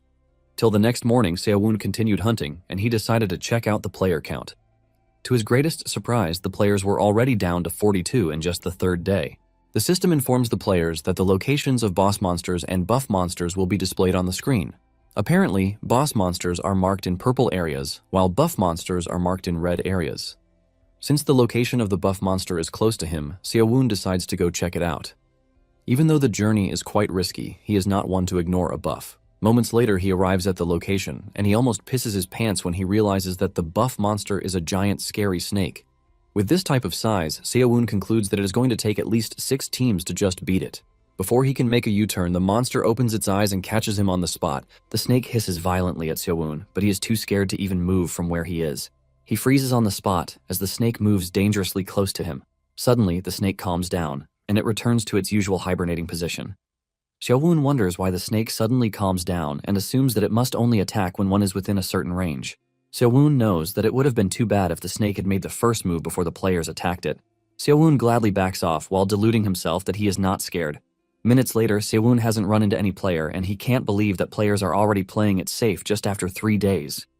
He suddenly feels a presence in the woods, and he decimates the trees in front of him with a wind attack. Just then, he hears a kid's voice coming from the distance, and he decides to check it out. Surprisingly, he finds a scared kid in the middle of the bush, and Seo-woon apologizes for scaring him. The kid looks really battered, and his skin is rough. Seo-woon is still asking him how old he is when the kid's partner appears from behind, swinging his giant sword at Seo-woon. Seo-woon easily dodges the attack before unleashing a palm attack that sends the dude flying into the distance. The dude coughs up his insides as he crashes into a tree. Seo-woon immediately figures out that the dude formed a duo with a kid just to lower his opponent's guard so he can strike them from behind. Seo-woon calls the dude the lowest scum he has ever met in the game because the kid's body is covered in wounds that have been healed by healing scrolls. The dude admits that Seo-woon is stronger than him, but believes he is going to be as strong as Seo-woon once he gets to kill him. He unleashes a powerful flame orb that explodes on contact. The moment the orb touches Seowon, it releases a massive explosion. And before the player can even see the aftermath, he is already boasting about how good the orb is. Suddenly, the smoke clears off, and Seowon's voice cuts through the smoke, mocking the dude for relying on items to try to beat him. It turns out that Seowon's magic resistance is still too high to be damaged by the orb. The player freezes in fear as he doesn't want to believe that Seowon just tanked a Circle 3 spell. Before he can continue yapping, Seowon smashes his head into the tree. To make him suffer because of what he did to the kid, Seowon pushes his fingers into his head to crush his head against the tree. The kid panics when he sees this, holding his head in fear because he believes that Seowon is coming for him next. However, Seowon speaks calmly to him, asking him for his name. The kid replies that his name is Lyle, and Seowon is devastated that a kid of his age ended up in the game. Seowon asks him if this is his first game, and he says yes, revealing that he was just on his way home when he was suddenly warped into the game. Seowon tells Lyle that there is no way he is leaving him the way he found him, so he decides to lend him a hand. Seowon brings out a jerky bag from his storage space and also gives the boy a Circle 4 stone. Seowon tells the boy that he is already a Circle 4 mage, so he doesn't need it. He lets him know that the item should be enough for him, since it doesn't appear that there are many strong players left. As he walks away, Seowon tells Lyle that he might find himself getting a good opportunity as long as he survives. Tears of joy run down Lyle's face as he bows to Seowon, thanking him for the help. Deep down, Seowon knows that he wasn't that different from Lyle 2 months ago when he met Dochun. Seowon knows he would have been eliminated early if not for the old man. Just then, he gets a notification telling him that a duo of Hayami Ren and Drift has given up on the boss monster. The moment he sees the name, he realizes that Ren is the high schooler he saw in the lobby. Since they just finished fighting, Seowon is convinced that they would be exhausted, so it is best that he ambushes them to finish them off before they recover. Seowon follows the map to where the boss monster is, but to his surprise, the boss monster has been defeated. However, Ren and his duo aren't the only ones there. Other players are on the scene, and they are arguing about whatever agreement they made concerning fighting in the boss area. One of the warriors says this was way before the boss was defeated, but Drift stole the final hit on the boss. Drift is pissed at how noisy they are and suggests that they all come at him at once. Ren, who is wearing a hood, also berates the rest of the team, telling them that they have no ounce of loyalty in them. A lady dressed in a native outfit steps out, telling Ren not to mock those who fought alongside him until the end. She says the main thing that matters is the rewards that they get for taking down the boss monster. She wants to know if Ren is willing to split the rewards, but Ren argues that there are not many rewards to go around, so there won't be any splitting. Since it has come to this, the lady declares war on them, saying she's going to kill them all to get the rewards. Seowon is seeing all of these from where he is hiding, and wishes that he had popcorn in his hand so he can enjoy the good show that is about to unfold in front of him. Suddenly, Ren screams out something weird, saying someone should come out. Seowon wonders what he is talking about until the dude mentions his name, saying he should come out because he is pretty sure that he can hear him. Ren adds that hiding is quite pointless in this situation, and Seowon cannot believe just how disgusting the dude is. Ren reaches into his storage space, saying Seowon had promised to help them if they handed over the boss's heart. Ren says he is going to give the heart to the dudes who want it if he doesn't show himself immediately. Seowon doesn't even make a move from where he is because he knows that the dude is only using his name as a bluff to push back the rest of the players. Ren then brings out a glowing bag, which he claims is the ant's heart. Seowon figures out that Ren is playing the other players by using his name, since all of them must have seen his name on the kill feed, and he is just milking his identity. Ren places the bag on the ground, saying Seowon is free to kill the players however he likes. The other players are shocked to see Ren dropping something so valuable on the ground, but the lady with the native dress urges her comrades not to panic because they are going to split the rewards evenly. Before they know it, Drift and Ren run away, and the players decide to check out what is inside the bag first. An argument breaks out among the bunch, but the lady is the first to make a move to go after Ren. Since the group is totally disorganized, Seowon decides to have a bit of fun with them too. As Ren and Drift run through the woods, Drift asks Ren how long he plans to run because running isn't exactly his forte. He lets Ren know that his body is already itching for a fight, and Ren decides to take things seriously too. It turns out that the lady and some other players are already onto them, and Ren tells Drift that once he gives the signal, they are going to embark on the counterattack formation that they planned. Drift is happy to hear this because he has been waiting for so long. Moments later, Ren makes his way to the top of a tree branch, and he stops there. Ren tells Drift that he is going to leave Drift to handle the annoying lady while he handles the rest of the bunch. Ren unleashes a powerful lightning magic aimed at the rest of the crew. Those who get hit scream out in pain, and even the lady is shocked that Ren was able to take down so many people with one spell. She is hiding behind a tree when Drift comes for her, swinging his weapon at her. However, she blocks the attack with an ice defense. She leaps into the air to avoid another attack, and Drift soon notices that his hammer is being restricted by frost. Drift berates the lady for using such an annoying technique on him. Drift manages to break free, and he leaps toward the lady, but the lady uses a more advanced ice spell that shatters his fingers. Realizing that the lady is about to finish Drift, Ren unleashes a lightning attack on her, but the lady redirects the electricity into the ground, showing just how strong she is. The lady boasts about this, revealing that by coating her body with inner energy to temporarily reduce damage and controlling the flow of chi, she can redirect the electricity into the ground. Even though it requires advanced inner energy control, it means nothing to her, since she is quite capable. Meanwhile, as they yap, Drift is groaning in pain. The lady assures Ren that she will be the one to kill him because she's seen through his skills already. She leaps toward Ren, and Ren unleashes another lightning attack. The lady confidently tells him that this won't work as she redirects the electricity into a tree. Ren freaks out because he has never seen someone nullify magic the way she is.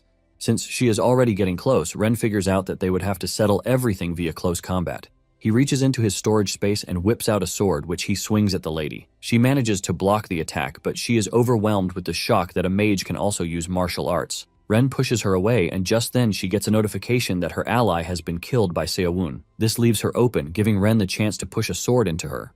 She leaps backward in pain, clutching her chest, and Ren tells her to die in peace because she's reached the end of the road already. Just then, she starts talking about how her ally was defeated by Seowon, but before she can even finish the statement, an arrow flies through her head, killing her on the spot. The force from the arrow is so much that it still pierces through Drift's arm armor, leaving Ren and his partner in shock. Seowon finally emerges from where he is, telling Ren that he has quite some nerve to have used his name the way he did. Ren freaks out when he realizes that they are standing in front of the infamous Seowon, and Seowon asks him if he thinks calling him out won't bring consequences along. Seowon aims his bow at Ren, telling him to hand over the ant's heart. Ren claims he has given it to the group earlier as a decoy, but before he can finish his lie, Seowon fires an arrow that tears through the side of his face. Seowon tells Ren not to try to mess with him because he knew that what he did was just to enchant an empty bag. Seowon then tells him that he doesn't even have the time to argue because he would just kill Ren and his partner to confirm if they have the ant's heart. Drift overestimates himself and lunges at Seowon, telling him not to underestimate a warrior of Thistle. He mocks Seowon, saying he is just a bow user, so he is nothing compared to someone like him. However, Seowon shocks him by easily dodging his strike before launching a counterattack that tears his head off from his neck. Seowon cannot believe how weak the dude is, even though he is busy talking big.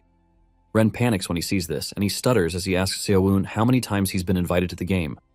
Seowon keeps his bow aimed at Ren as he reveals that this is his second time. The moment Ren hears this, he immediately assumes that Seowon is a noob, and he yells at him, telling him to stop getting cocky because it is just his second time. He unleashes a powerful lightning attack, but Seowon tears through his head with an arrow before his attack can even dream of hitting. With this, Seowon takes out Ren and his partner. Surprisingly, Seowon was able to obtain more inner energy from Ren's remains than Drift. Seowon had assumed that Ren was just a mage, but with the look of things it appears that he has some martial arts training too.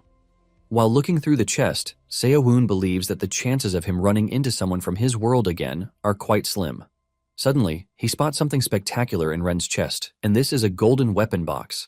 This is a rare item that only drops from specific monsters, and opening it grants a random special weapon. Seowon is completely blown away by this, and he considers it a super rare drop. Seowon wastes no time opening it, and as the box shines bright, Seowon's hope to get something good shoots through the roof. However, his hope crashes down when he realizes that he obtained a weapon called Selfish Hamet.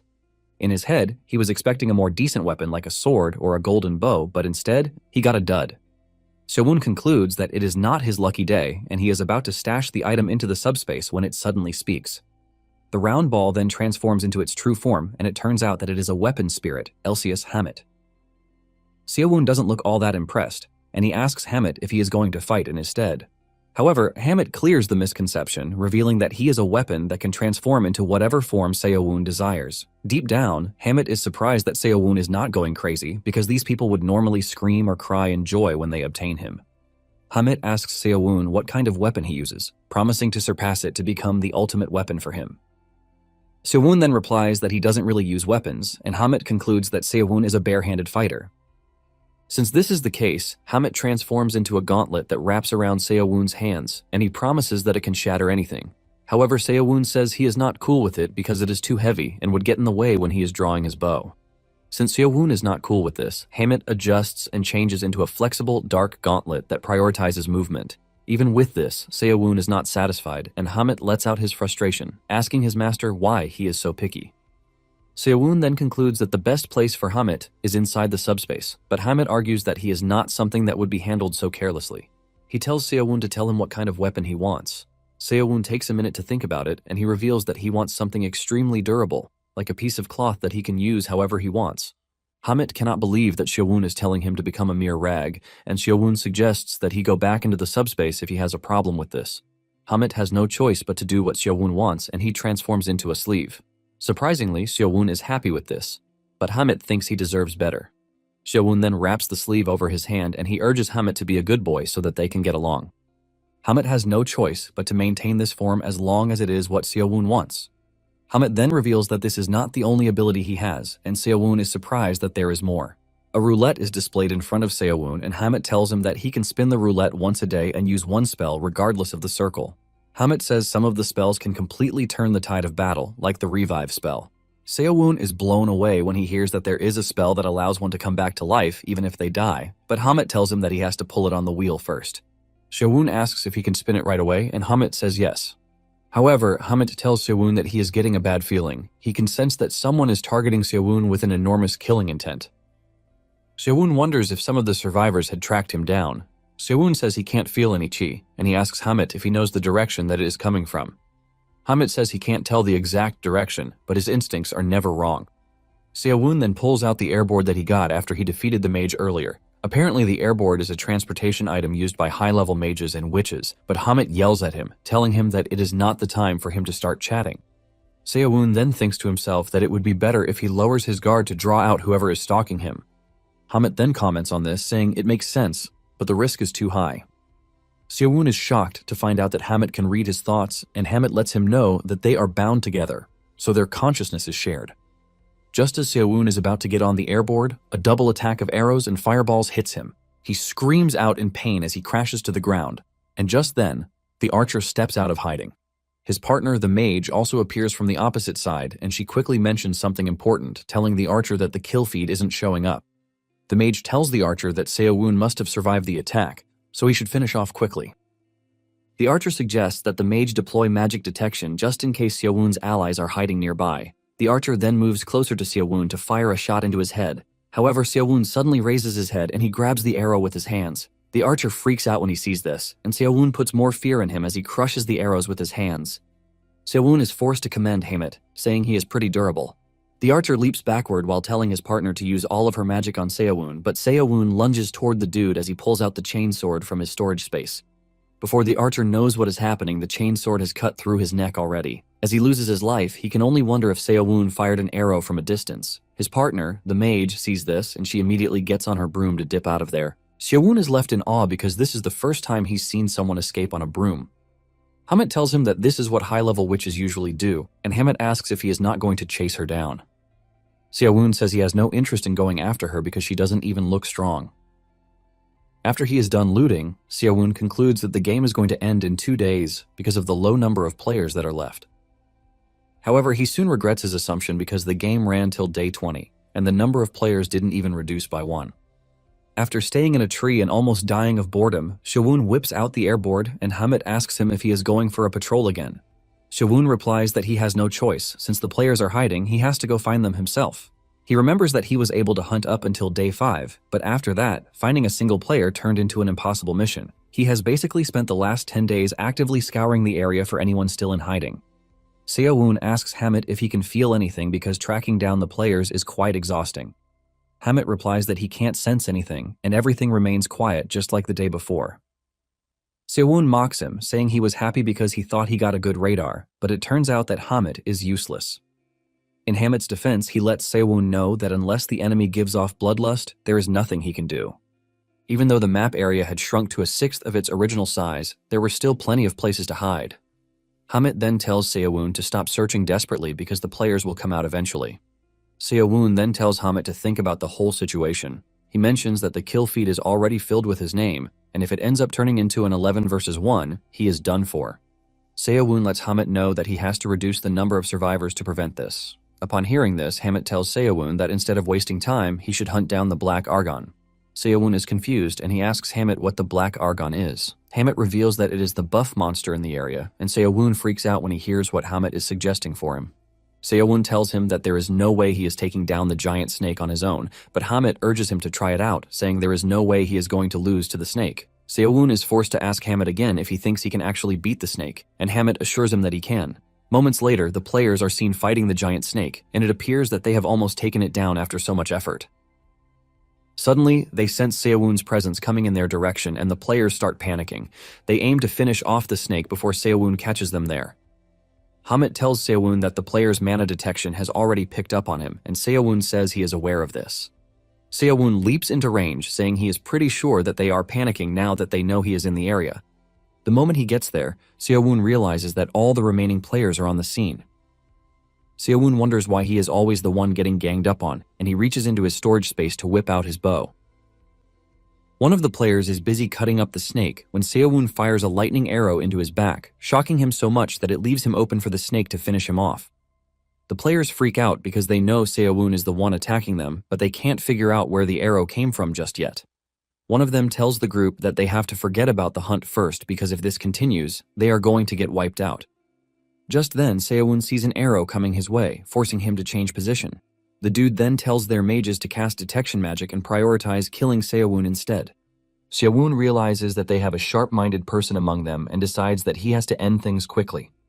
He draws his bow with all of his strength, while pouring all his energy into it.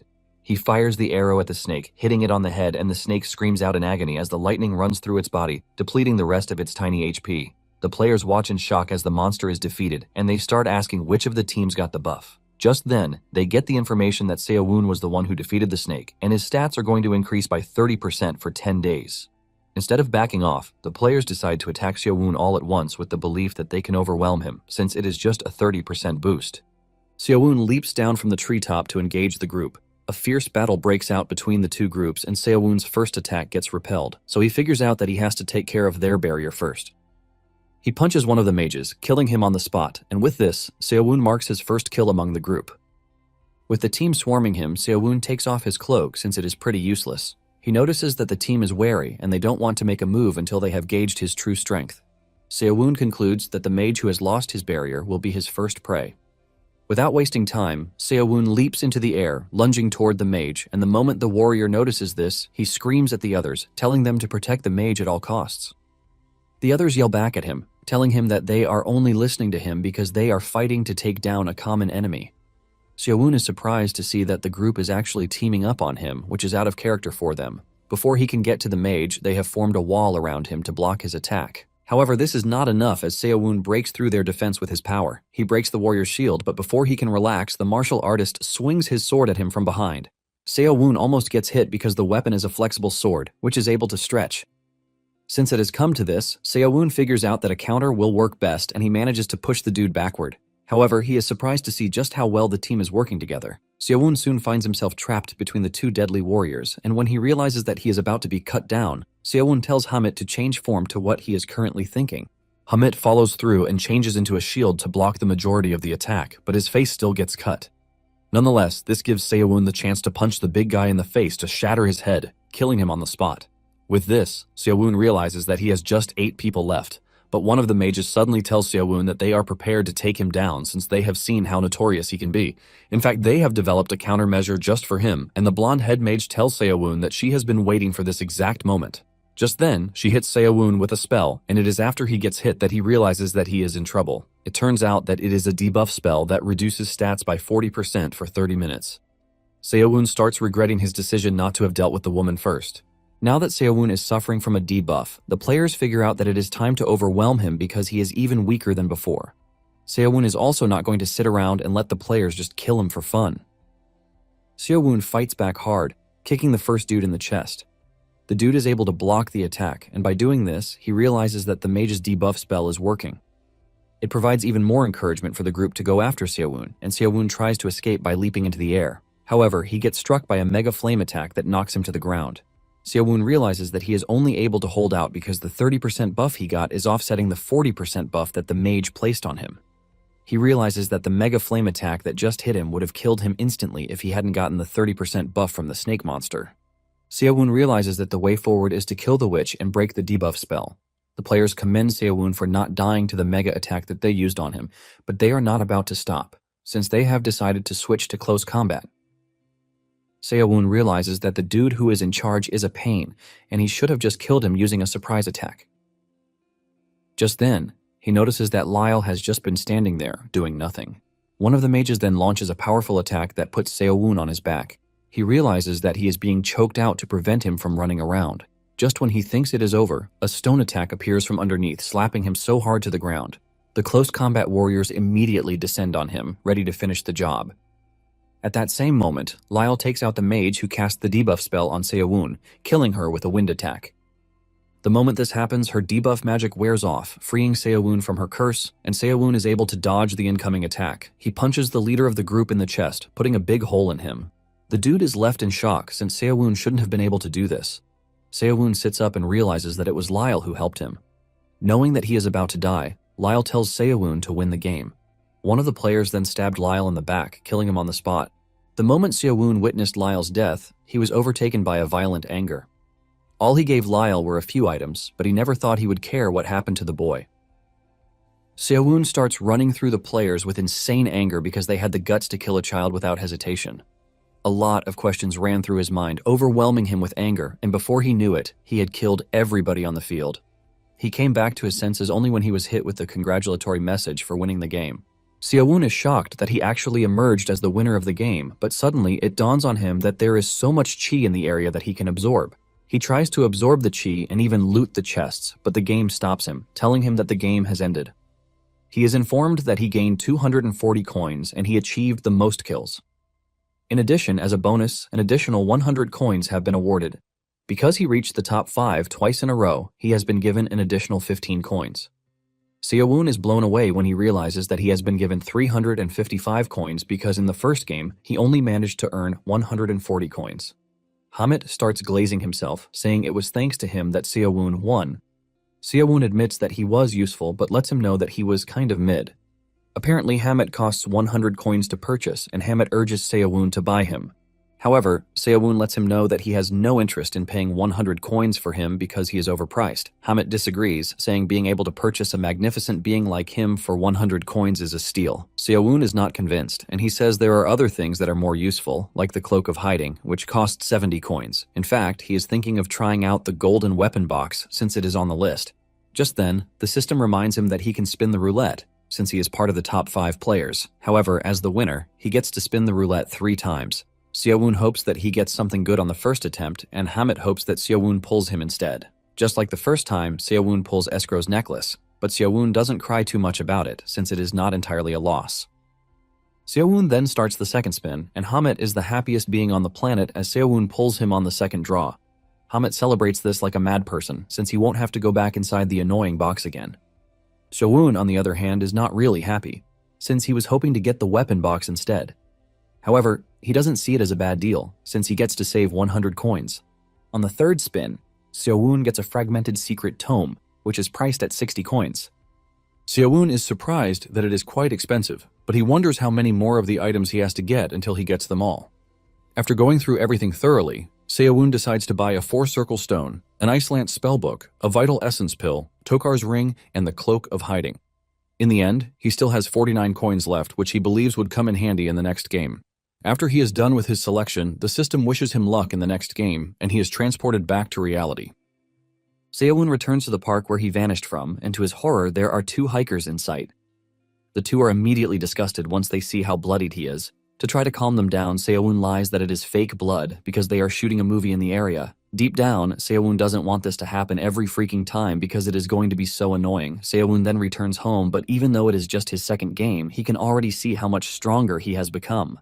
Seowon takes off his bloodied jersey and dumps it in the trash, mourning it because it was his favorite jersey. Without wasting time, Seowon sits in the lotus position and he whips out the 4-circle stone.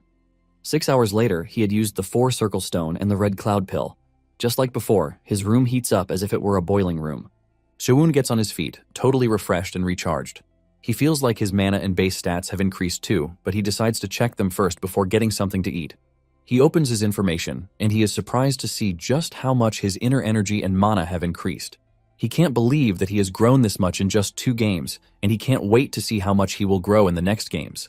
He is thinking about getting something to eat when Hamid yells at him, asking him how long he plans to ignore him. Seo-woon then reaches into the storage space to bring him out, while urging him to talk quietly. Hamid asks Seo-woon why he is keeping him in the storage space, and Seo-woon tells him that he might have a great ability, but he is quite noisy. Hamid tells Seo-woon that there is nothing noisy about him because weapons like him are rare. Seo-woon ignores him and then calls the low-budget Siri on his phone to help him find nearby Chinese restaurants. Hamid is shocked when he hears Seo-woon's phone speak back to him, and Seo-woon lets him know that in his world there is no shortage of tools like Hamid that can speak.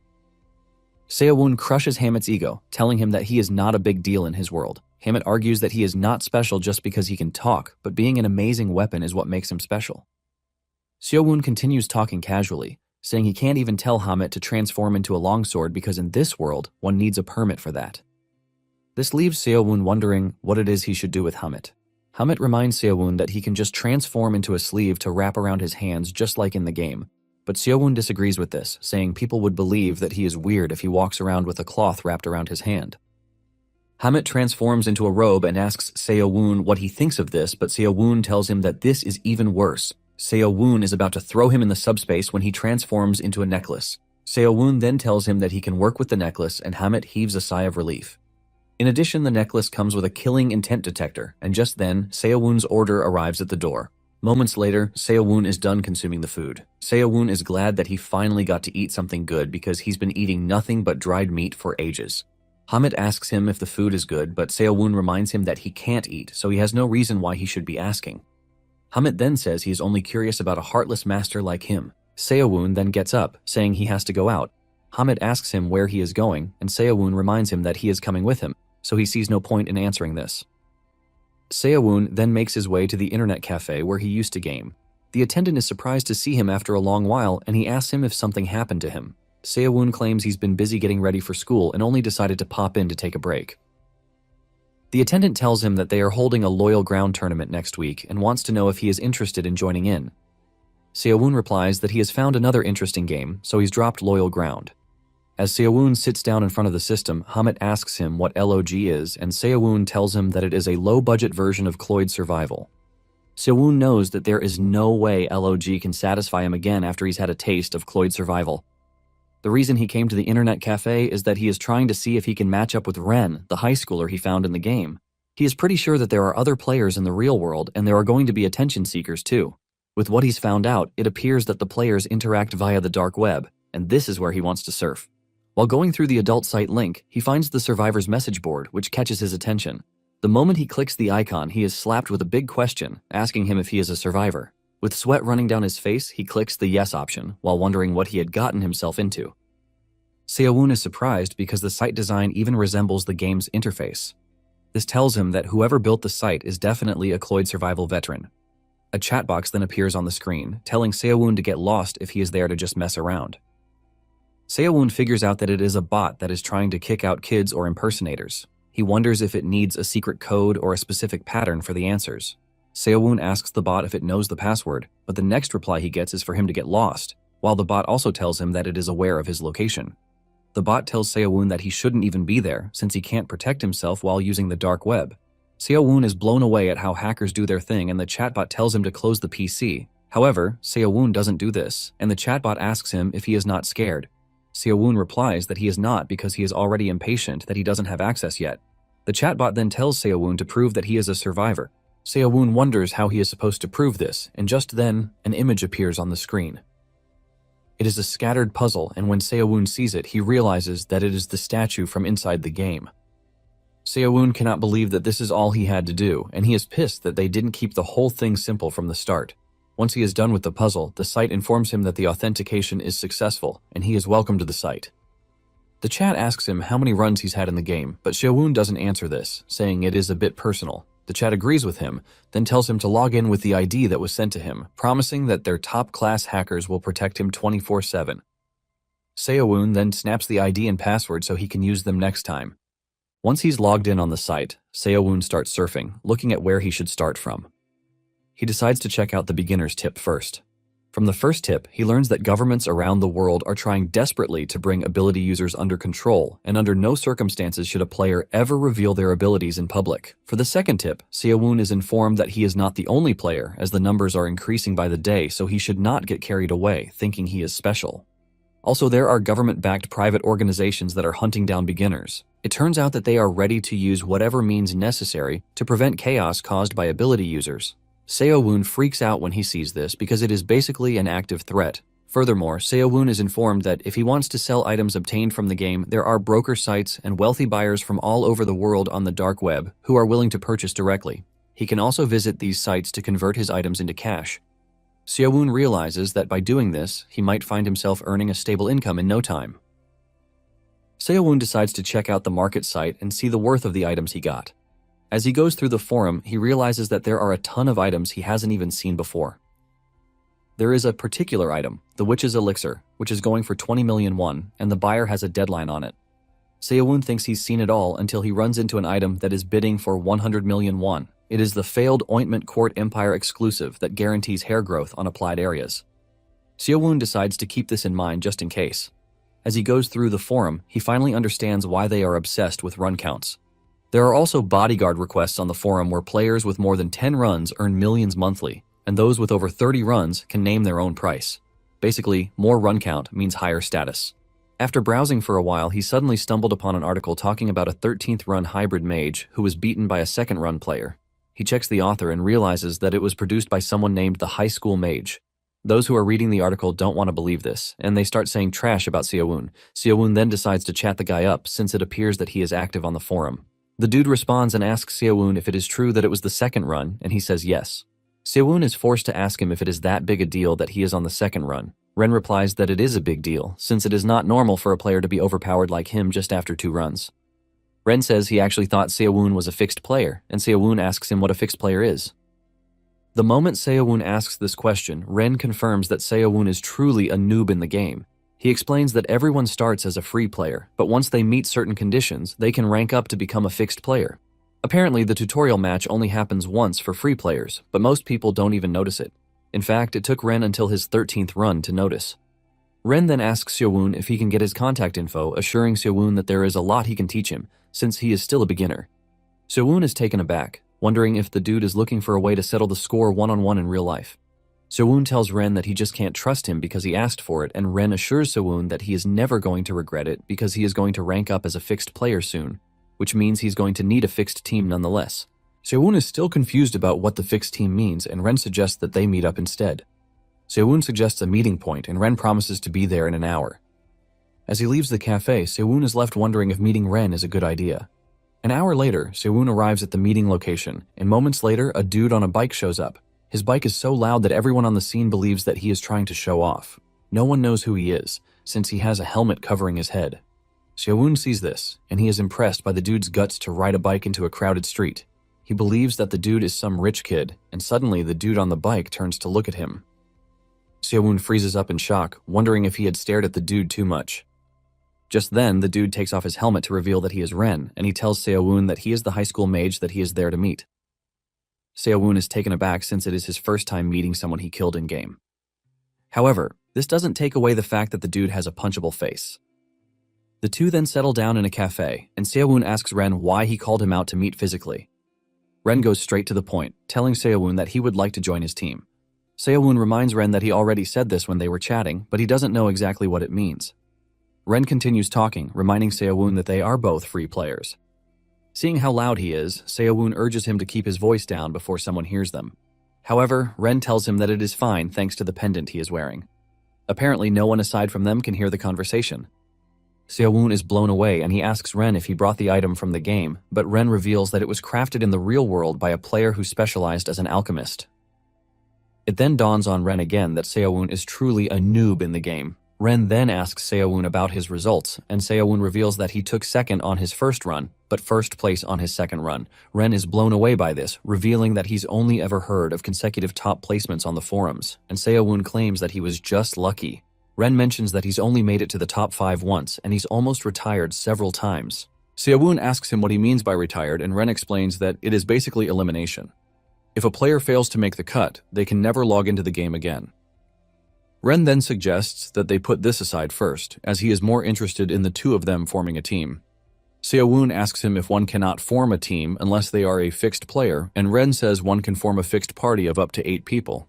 Apparently, the group will be able to join the same game regardless of where each individual lives. Seo-woon asks him if what he is saying is that he wants to play with him, and Ren confirms this. After a long conversation, the two decide to call it a day. On his way back home, Hamit reminds Seo-woon that Ren used to be his enemy, but it is weird that he is willing to team up with him. Seo-woon tells Hamit that it is just a game and he doesn't hold grudges. In addition, he believes that it is better to have teammates who follow orders. Hamit continues saying why it might be the wrong decision, but Seo-woon maintains that everything is a risk. Suddenly, Hamit senses killing intent aimed at Seo-woon, and he lets him know that there are 3 assailants. He immediately asks if he should transform into a weapon to get the job done pretty fast. However, Seo-woon doesn't think there is any need for this, since the trio is so trash that they can't even hide their own presence. Seo-woon is able to deduce where the trio is hiding individually. Once he figures out where they are hiding, Seo-woon confidently tells them to come out of their hiding places. Since he's onto them, the trio walks out boastfully, telling Seo-woon to stop talking big because he doesn't know what they are capable of. Seo-woon then asks the group to state their business. The bald-headed dude cannot believe just how proud Seo-woon is, and he tells him to cooperate if he doesn't want to get hurt. Hearing how they speak and behave, Seo-woon immediately figures out that they are the beginner hunters from the forum who like to prey on rookies. Hamid asks again if he should transform into a weapon, but Seo-woon tells him that there is no need for this, saying it is not worth the effort. Seo-woon stands firm, unleashing an overwhelming aura that puts fear in their bodies. Seo-woon then tells the group that he is willing to let them go if they turn back immediately. The leader of the group tries to get Seo-woon to lower his guard, telling him that he is classified as a terrorist by the government, while claiming that they are working for the state. He urges Seo-woon to cooperate or fall under the category of being a terrorist. He tells Seo-woon that just by showing off his abilities in a residential area, he has committed a crime. Seo-woon then assures the group that if they leave him be, he is not going to bother with them, and even if they want his cooperation, they should bring a warrant because he is not stupid enough to follow people who don't have official authority. One of them decides to act rashly by jumping towards Seo-woon from behind, and Seo-woon immediately reacts to this. He turns around so fast that he throws a punch at his face, but holds back at the last second just to show him that he can actually punch him down if he wants to. Seo-woon reminds them that they are the ones who drew their weapons first. The leader of the group realizes that they have fallen into Seo-woon's trap, and he scolds his colleague for acting rashly.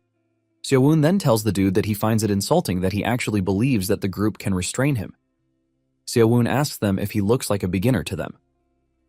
Suddenly, they see Seo-woon clones surrounding them, and this is when the trio realizes that things are more serious than they thought. The information they heard was that Seo-woon was a solo player and not any information about him having allies. Seo-woon then tells them never to get involved with him again, assuring them that if they leave him alone, he is also going to stay away from them. Before leaving, Seo-woon tells them that they should properly gauge their opponent's strength next time. One of the men asks the leader if they should track Seo-woon down, but the leader tells them not to be stupid and provokes Seo-woon unnecessarily. The dude believes that it is better to leave Seo-woon alone in the meantime. Hamit, on the other hand, also asks Seo-woon if it would not be better to just kill the group to avoid trouble in the future, but Seo-woon tells him that this is basically a crime in his world. After he gets home, Seo-woon starts to wonder if it is time for him to move. He is also confused because he doesn't even know how they were able to pick up his trail. He wants to believe that they did so because he sold the necklace at the pawn shop. He then decides that he is just going to show the group who they are dealing with if they ever come after him again. However, after his meeting with Ren, Seo-woon has been able to confirm that for someone who is on his second run, he is insanely strong.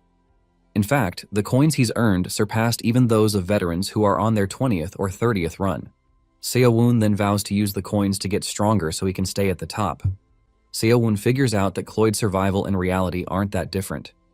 Seo-woon ends up meditating and cultivating throughout the night, and only stops when he realizes that it was already morning. However, he's only gathered a small amount of inner energy, and this tells him that training in the real world is too inefficient. He then decides to use Ren's method, which he had suggested. When Seo-woon met with Ren in the cafe the night before, Ren admitted that they knew nothing about each other. He suggests that to build trust, they should train together until the next game. Seo-woon asks him what he means by this, and he reveals that it is quite obvious that one can refine their in-game skills through practice. However, they can't train in public places, which is why fixed teams go as far as renting private islands just to train. Before forming a fixed team, Ren says they have to deepen their bond and trust through training, which is basically killing 2 birds with 1 stone. Ren admits that Seo-woon defeated him badly, but Ren assures Seo-woon that he is a decent player even though he is not as strong as him. In the end, the two exchanged contact info, and Seo-woon didn't even expect that he would be reaching out to Ren that soon. However, he has no choice, since Ren is the only one around who knows much about the game. Seo-woon then puts a call through to Ren, telling him that the government lapdogs showed up the night before. Ren is surprised that it is only Seo-woon's second run, but he already has hunters on him. Seo-woon asks him if this isn't the normal thing, and Ren says it is not. He asks Seo-woon if he's done anything unusual. Seo-woon reveals that he sold Escrow's necklace at a pawn shop, and Ren admits that it is a good deal for money, saying he brings one back on every run. Seo-woon asks him how he deals with it so that it doesn't get traced back to him, and Ren reveals that he melts it and sells it. Seo-woon is surprised to hear this, and he realizes that Ren has some shady tricks up his sleeve. Ren assures Seo-woon that he can help him lay low if that is what he wants. Ren mentions that he is good at avoiding tracking and using proxy accounts. Basically, he was a well-known hacker on the dark web before he was invited to Cloyd's survival. Seo-woon is shocked to hear this, and it just shows how crazy Ren is in the dark world. Seo-woon then asks him when they can start training, and Ren suggests that they start the next day. The next day, Seo-woon waits at the stop where Ren told him to wait. Ren arrives with his bike and tells Seo-woon to hop on so that they can get supplies at the supermarket near the training grounds. Seo-woon is curious to know where the training ground is, and Ren says it is going to take them about 1 hour. Seo-woon asks where the location is, and Ren reveals that he bought a small mountain in the suburbs where he built a training ground. Seo-woon is blown away when he hears this, forcing him to ask Ren just how rich he is. Ren casually asks Seo-woon if he thinks he is rich, and everything just pisses Seo-woon off subtly. He promises himself that on his next run, he is going to bring back a lot of valuables because he can't believe how pathetic he looks as he holds onto a high schooler's waist while riding. An hour later, they arrive at the mountain, but there is a fence around it, and Ren tells Seo-woon that they have to move on foot from that point. Seo-woon is blown away at the fact that Ren could buy a mountain and even fence it, and he talks about how convenient it is for Ren to have money. Ren tells Seo-woon that he has the wrong idea about him because he is a profit-focused player. All his assets came from the loot he brought back from the game, and as they dash to where the training center is, Seo-woon asks him if he didn't do all of these with his parents' money. Ren reveals that it is a long story, but he tells Seo-woon that he already knew about Cloyd's survival before he was invited, thanks to his deep web activities. In fact, he only brings back items that have value in the real world. Since he has been in the game 13 times, Seo-woon asks Ren how much he's made in this time. Ren mentions that he has 2 houses, the mountain, some other land, and a bit of stock too. In addition, he has about 80 million yen in cash that he saved. Seo-woon cannot believe his ears when he hears just how much Ren has made, and he ends up losing his balance, causing him to fall face first into the ground. Upon arriving at the training center, Seo-woon finds a crystal standing in the middle of the gym, and he asks Ren if he brought it back from the game too. Ren reveals that it is a barrier stone that, once it is activated, everything within its range becomes completely invisible from the outside. Seo-woon then asks him why he didn't use it inside the game, and Ren mentions that it was made by an alchemist in real life, using materials from the game, so it basically can't be taken into the game. Seo-woon is surprised when he learns that there is no way to bring real-life items into the game. Ren tells him that an advanced subspace ring can drop them in fixed player games, which is the only way it can be possible. Seo-woon figures out that this can only be obtained once one becomes a fixed player. Seo-woon then suggests that they eat because he is hungry, but Ren asks to have a match first. Ren whips out his staff, telling Seo-woon that after he lost to him in the game, he's been training hard. Ren then suggests that they confirm each other's strength before training, and Seo-woon is surprised that Ren really wants to fight him. Ren lets him know that it would hurt him if he holds back too. Hamit asks if he should transform into a weapon, but Seo-woon tells him to watch in the meantime. Ren makes the first move by unleashing a lightning strike, but Seo-woon leaps into the air to dodge this. He leaps toward Ren, aiming to finish the fight with one strike, but Ren puts up a barrier to block his attack. Seo-woon's attack is blocked halfway, and he admits that this is the toughest barrier he's faced. Ren smiles, revealing that barrier strength scales with magic power, so there is no way it is going to break easily. Seo-woon leaps backward, admitting that Ren has gotten a lot stronger in a short time. He says he believed that mages who just spam spells were trash, but with the way things are, it appears that he is going to take things seriously. Seo-woon then activates the shadow clones and they dash toward Ren, but Ren fries them all with lightning magic. Seo-woon uses the opportunity to leap toward Ren, telling him that he is not the only one who can use magic. Seo-woon unleashes Ice Lance magic at Ren's location, forcing him to put up a flame wall while boasting that he is never going to die to such trash magic. Seo-woon appears out of nowhere, swinging punches at him, but Ren dodges them elegantly. Seo-woon admits that Ren is pretty good for a mage, and suddenly, Seo-woon's legs get caught in an ice trap. Ren assures him that he is not escaping this easily because it is an Earthbinder restraint spell. Ren boasts that he is not like the usual mages who know just a few spells. Ren then conjures a big lightning strike to roast Seowon, but while he is still celebrating that he's won, he feels a slight punch behind him. He turns around in shock to see Seowon smiling at him. He freaks out, asking Seowon when he got behind him, and Seowon tells him that what he took down was a clone. Ren is completely blown away because he didn't even feel anything, even at that distance. Seowon tells him that he has been practicing hiding his presence recently. He asks Ren how it is, and Ren admits that it is so good that he wouldn't even notice it if they were in combat. Seowon tells Ren that this only means he hasn't mastered his inner energy.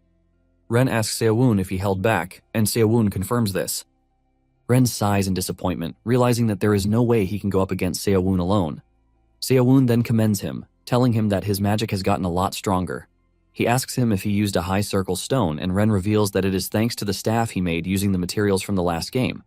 Apparently, it amplifies magic power by 90% and strengthens spells. In addition, it can store up to 5 spells. Seowon freaks out when he hears that one can create an item that is overpowered like that from items in the game. Ren says he can't bring it into the game just yet, but the moment he becomes a fixed player, he will be able to do that.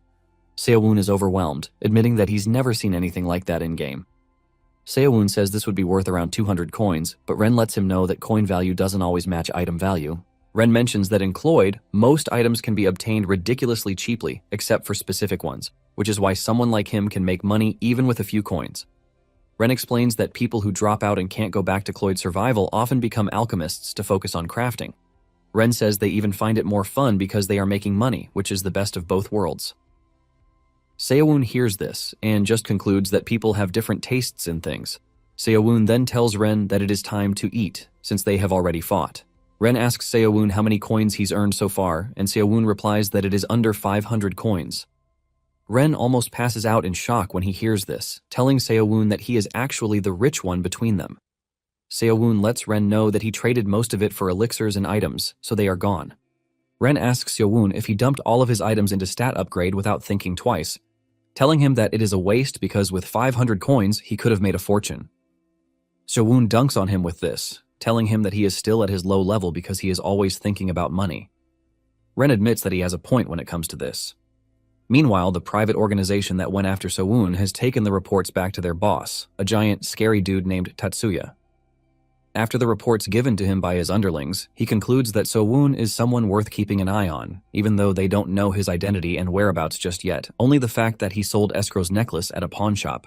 Back on the mountain, Seowon is doing his best, training his skills, especially the shadow clones. He pushes himself to the extreme and soon finds out that the limit on the number of clones is 7, and trying to create more clones is asking for too much. While he is doing his own training, Ren is also engaging in his own training session, unleashing magic spells all over the place. Seowon is surprised to see Ren firing off high-level spells multiple times as if they were low-level spells. Even with this, Ren believes that he can still push himself more.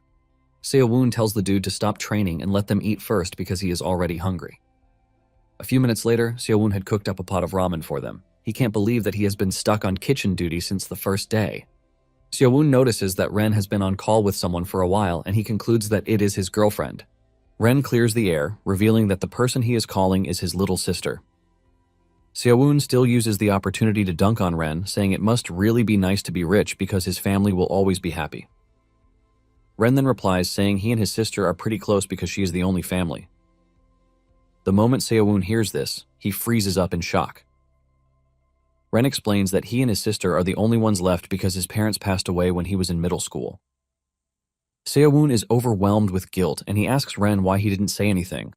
Ren says it is not really a fun story and he didn't even mind the fact that Seowon was treating him like a spoiled rich kid. Apparently his parents died in a drunk driving accident and it was 4 years ago. When it happened, relatives who hadn't visited them in years suddenly showed up at the funeral, acting like they were the ones in charge. It was later that Ren found out that the condolence money was split among their relatives. One day, Ren's sister had asked him to help tell their uncle and aunt about their parents' day at school, but Ren screamed at her, telling her to tell them herself. Ren still hates the fact that he yelled at her back then, but he believes that it was because he was overwhelmed after losing his parents. To make it worse, he was getting bullied at school at the time. He got beaten almost every day, and when he returned home, he had to deal with the pressure of having to support the family. In the end, he shut himself in his room and just browsed the deep web all the time. It was during this time that he found out that he has a talent for hacking. This was the first time he learned about Cloyd survival. In the beginning, he couldn't believe that something like that existed, but as he continued researching, he got absorbed in it all. He started thinking this might change his life, hoping that he would get invited too. However, the invitation didn't come, and one day, the lease on the house where they were living with their parents ended, forcing them to move from the spacious 3-bedroom apartment in the city to a cramped semi-basement unit in the suburbs. His uncle had claimed that it was because of the rising cost, but he later found out that his uncle had embezzled their house deposit. It was at this point that Ren realized that it was he and his sister against the world. One day, Ren ran to the streets, screaming at the top of his voice, asking the divine beings why he and his sister kept suffering. Tears ran down Ren's face because he believed that the world had abandoned them. He is in the middle of his rant when he gets his first invitation to the game. This was 2 years ago, and Seo-woon asks him if he has settled things with the guys who bullied him.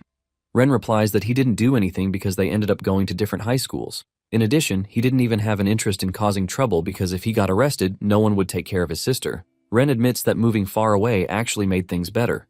Deep down, Seo-woon knows that things didn't get better just because Ren moved away, but because he actually started taking care of himself. Seo-woon then asks Ren if it is okay to have left his sister at home alone for a month. Ren reveals that she is staying with their aunt, who is like their mother figure. Since she is on a long break at the moment, she is helping out at their orchard. After the whole story, Seo-woon suggests that they return to training. Some weeks later, at the National Security Department, the administrative department manager, Naruse, is seen yelling at her junior colleagues for going after ability users without proper authority, saying this will only give the ability users more reason to join the resistance. The field operative claims that they are only following orders from the top, but this pisses off Naruse, and she punches the table. She tells the dude that withholding reports is basically a way of undermining her authority. The operative still tries to play the card that the report got delayed, but this causes Naruse to angrily smash the table with one punch. Fear grips the dude, and he crashes to the ground as Naruse walks toward him, asking him if he is trying to call her a fool. The other operatives figure out that the department head is bypassing Naruse to use the private organization to deal with the ability users, which is why Naruse is pissed.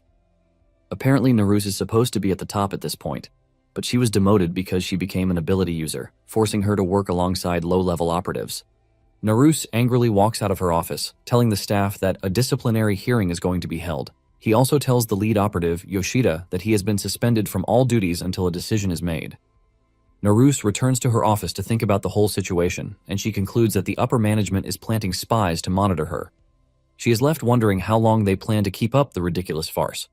Naruse is left isolated in the organization thanks to the fact that she is an ability user and her opinions don't even count to her boss. Meanwhile, it is now the 23rd day of training on the mountain, and the two have gotten accustomed to training together. Even Seo-woon commends Ren, telling him that he has gotten a lot better over the past couple of weeks.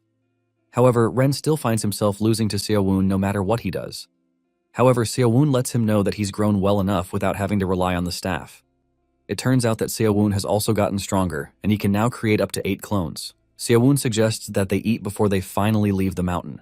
Ren is forced to ask Seo-woon if what he eats every day is ramen, and Seo-woon mentions that he missed it when he was back in the game. Ren admits that it is better than jerky, and Seo-woon confirms this, saying that once eggs are added to it, it becomes a complete meal. Seo-woon then says it is pretty weird that he built muscle just from eating ramen, and Ren reveals that there is something he heard. Apparently, those who master inner energy gain muscle much more easily than normal people, and their physical abilities improve too. Seo-woon is shocked to learn that there is research on this. Seo-woon reminds Ren that by the time they return, it will be a new semester, and Ren replies that he has a pile of work waiting for him at his company. Basically, he left everything unattended before coming to the mountain. Even though it is a small operation, it won't run without him, since he is the president. Seo-woon freaks out in shock because he doesn't expect Ren to have a company, since he is just a high schooler. Ren realizes that he forgot to mention that he runs a small online shop. Ren says he can't just convert items from another world into cash directly, since the amounts are too big, which is why most players set up shell companies. They operate at a loss, but the reward from Cloyd more than makes up for the loss. Ren tells Seo-woon to think about it if he ever has trouble handling large amounts of money. Seo-woon is blown away, and he admits that the more he learns about Ren, the more he realizes just how sharp he is. Just then, Ren tells Seo-woon that he has already helped him to prepare a new place, and his stuff has been moved in. Seo-woon is blown away again, asking Ren why he did it without asking him because he is pretty sure that it must have cost a fortune. Ren reveals that the area might not be the safest, but it is a spacious 3-bedroom, and the deposit on the house was 20 million yen. Ren tells Seo-woon that he can't afford for Seo-woon's identity to be exposed, since they have a lot of people coming after them.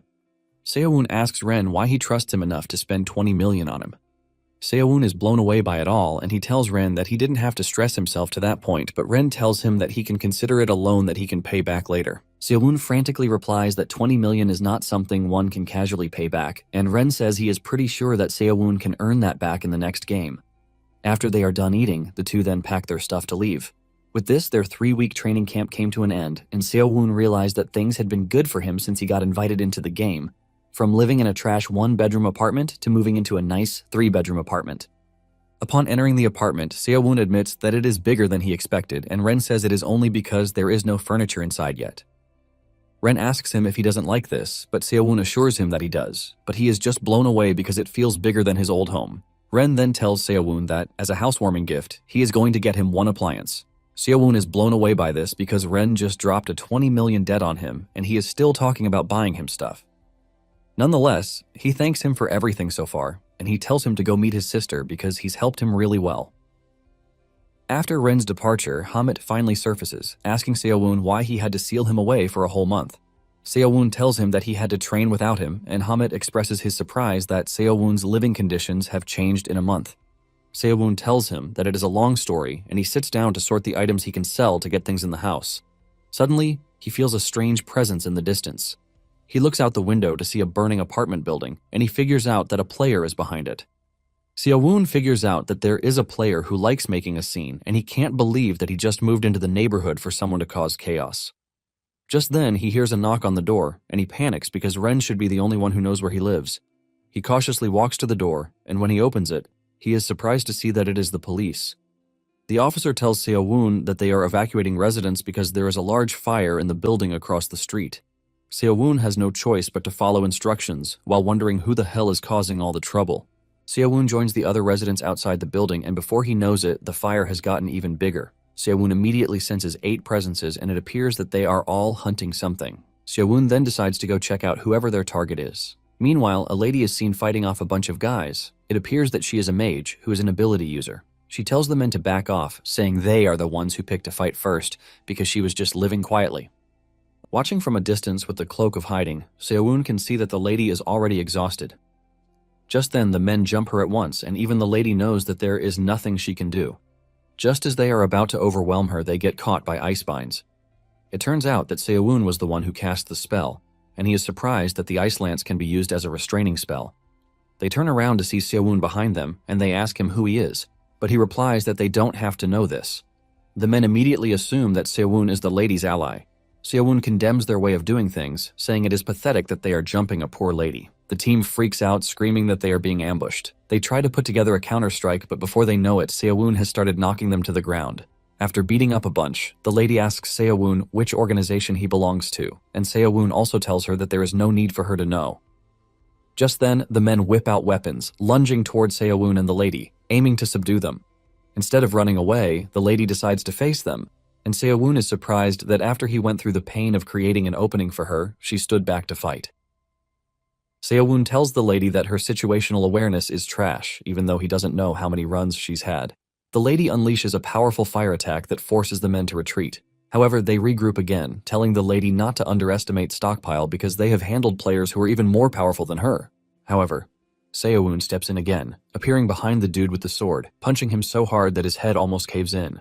This leaves the lady wondering just who Seo-woon is. Before she knows what is happening, Seo-woon grabs her, dragging her away from the scene before the men can regroup. Once he makes sure that they are not being followed, Seo-woon dumps the lady on a rooftop. She has been screaming to be dropped since, and Seo-woon berates her, telling her that she is a pretty noisy woman.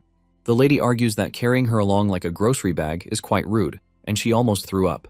She asks Seo-woon if he is from another resistance group because she hasn't seen him before in their organization.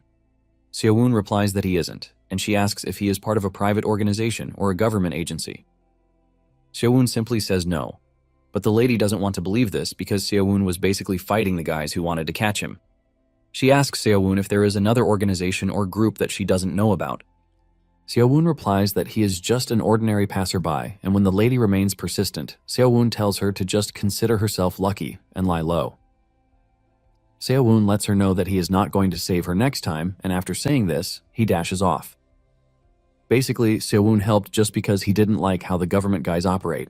However, he still doesn't understand why he had to stick his neck out in such a situation. He wonders if it is some sort of dumb sense of kinship as a player, or if he was just playing hero without realizing it.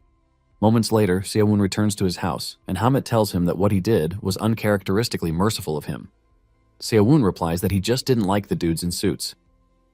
Just then, Ren calls him, telling him that he just saw an explosion near him, asking if he is fine. Seo-woon replies that he is good and reveals what he saw concerning the lady. Ren asks him if he got involved, and Seo-woon says yes. Ren freaks out, asking Seo-woon what he was thinking when he got himself involved.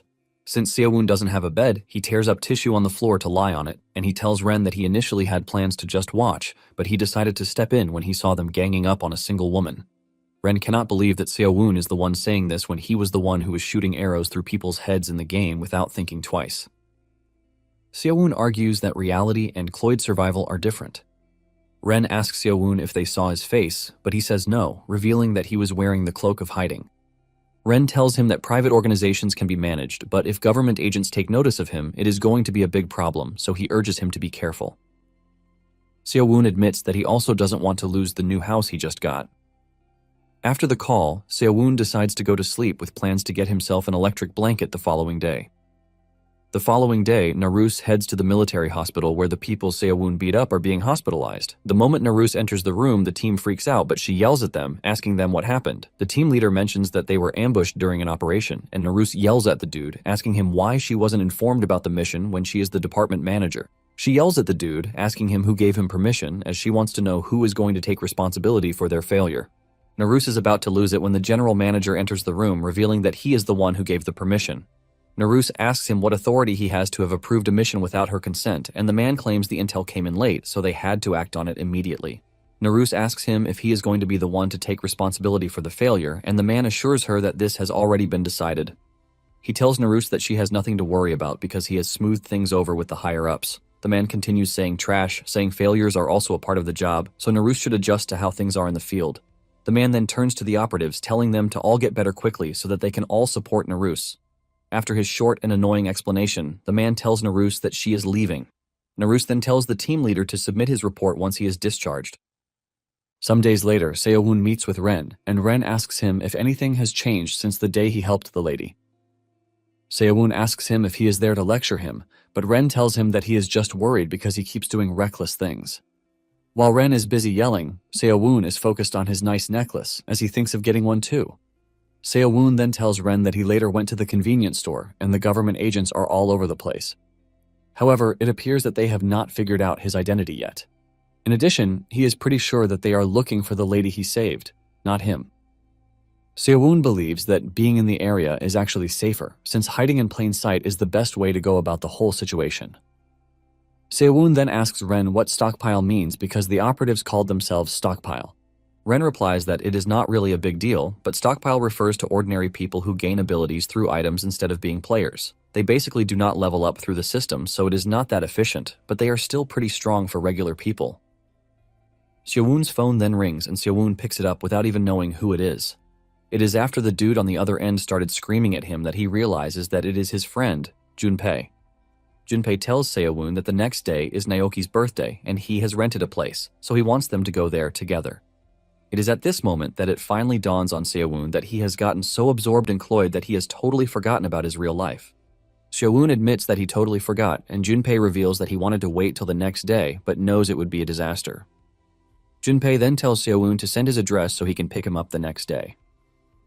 Seo-woon asks if it is compulsory for him to go, and his friend admits that Naoki is annoying, but this doesn't mean they don't have to celebrate him. Seo-woon is still arguing when his friend reveals that Mina is also coming to the birthday event. Apparently, Seo-woon met Mina during his first year of high school, and they were part of the same social circle. Thanks to this, they gradually became friends, but Seo-woon had fallen in love with her at first sight. He even begged his friends to help him spend more time with Mina. Seo-woon held everything in for a year, but the moment he finally summoned the courage to confess his love, everything came crumbling down. After this, Seo-woon didn't see Mina again for the rest of their second year. After the call with his friend, Ren asks Seo-woon if Mina was his first love. Seo-woon disgustingly asks Ren if he was listening to his conversation with some kind of magic, but Ren lets him know that the phone was pretty loud. Seo-woon replies that Mina wasn't exactly his first love, but was a one-sided crush. Seo-woon reveals that he got rejected, and Ren tells Seo-woon that he can teach him a 100% success confession technique. Seo-woon decides to hear what he has to say, and Ren tells Seo-woon not to give girls a reason to think about the whole thing. He lets him know that he has to strike at an unexpected moment, which is the most important task. Seo-woon asks him what he is supposed to do after this, and Ren tells him that he just has to look his crush in the eye and tell them he likes them while asking that they go out with him. Seo-woon is surprised that Ren is giving him such a simple method, and Ren claims that it works really well. He lets Seo-woon know that this is how he has gotten all of his relationships. Seo-woon immediately trashes all of his advice because there is no way he and Ren have had the same experiences. Seo-woon ends up leaving, urging Ren to get home safely. Ren teases him, wishing Seo-woon luck on his confession. The next morning, Junpei shows up early at Seo-woon's apartment, and Junpei is surprised to see that Seo-woon has changed from the usual awkward dude he knows. Junpei is also blown away by how big his apartment is, and Seo-woon claims that he is renting a room from someone he knows from school. Seo-woon is surprised to see that his friend now has a car, which is why he offered to come and pick him up. The dude reveals that he saved up and took a small loan to buy the vehicle. Seo-woon lets him know that he is most likely the only guy in their age range who has bought a car with their own money. Apparently, Junpei got a job right after high school, and even though it was tough at first, he is now working at a stable, small to mid-sized company. As they enter the car, Seo-woon asks Junpei where Naoki made the reservation, and he replies that it is a high-end yakiniku place. He asks Seo-woon if he brought a gift, and Seo-woon tells him that he is just going to give the dude a gift card or something. Shortly afterward, they arrive at the birthday location, and Seo-woon is blown away by how expensive the place is. He asks if Naoki will be paying, and Junpei says Naoki just wants to show off his money. Upon entering, everyone immediately recognizes the two, and they call them the Shame Brothers. Apparently, the Shame Brothers is a name that was coined out of both their names. Seo-woon is asked if it is true that he went to the military, and he says yes, revealing that he is just planning to return to school. One of them taps him on the shoulder, asking Seo-woon where he got all of his muscle from, and Seo-woon replies that it is just light exercise. They are all having a good time when Naoki and Mina walk into the room. Naoki talks coldly to Seo-woon, but Seo-woon replies the best way he can. Seo-woon ignores the rest of his questions as he focuses on Mina. Naoki is pissed that he is talking to him, but he is looking elsewhere, and Seo-woon tries to cover everything up by telling Naoki that he sent him a gift card as his birthday gift. However, Naoki taps Seo-woon on the shoulder, telling him that he doesn't need his gift card. Naoki tells Seo-woon to just sit and enjoy himself. Moments later, the party got more lively, and everyone started getting drunk. Seo-woon realizes that he has gotten so immersed in the game that he has totally forgotten about his real life. Seo-woon knows Naoki, who got rich through his parents, kept inviting him just to show off his superiority. In fact, the others at the party are the same because they look at someone like him and feel satisfied with their lives. Naoki soon steps out, saying he has to make a call. One of the dudes asks why Naoki and Mina entered together, and one of them replies that Naoki has been trying his best to win Mina over. Apparently, Mina even works at a company owned by Naoki's father. Some want to believe that Mina got close to Naoki because of this, but others doubt the possibility. Junpei then teases Seo-woon, asking him if he is there to see Mina, but Seo-woon lets him know that all he is talking about is in the past. Seo-woon admits that the meat that is served is pretty good, and this is when Naoki shows up, saying it is way too expensive for Seo-woon to afford. Naoki moves closer, asking Seo-woon if anything is bothering him, but he says it is nothing. In fact, he is glad that he got to see old faces. Naoki then tells him to look up, since he is ruining everyone's mood. Seo-woon cannot believe that the dude is still as annoying as ever. Naoki urges Seo-woon to tell him his problems, promising to solve them. Seo-woon admits that having a rich friend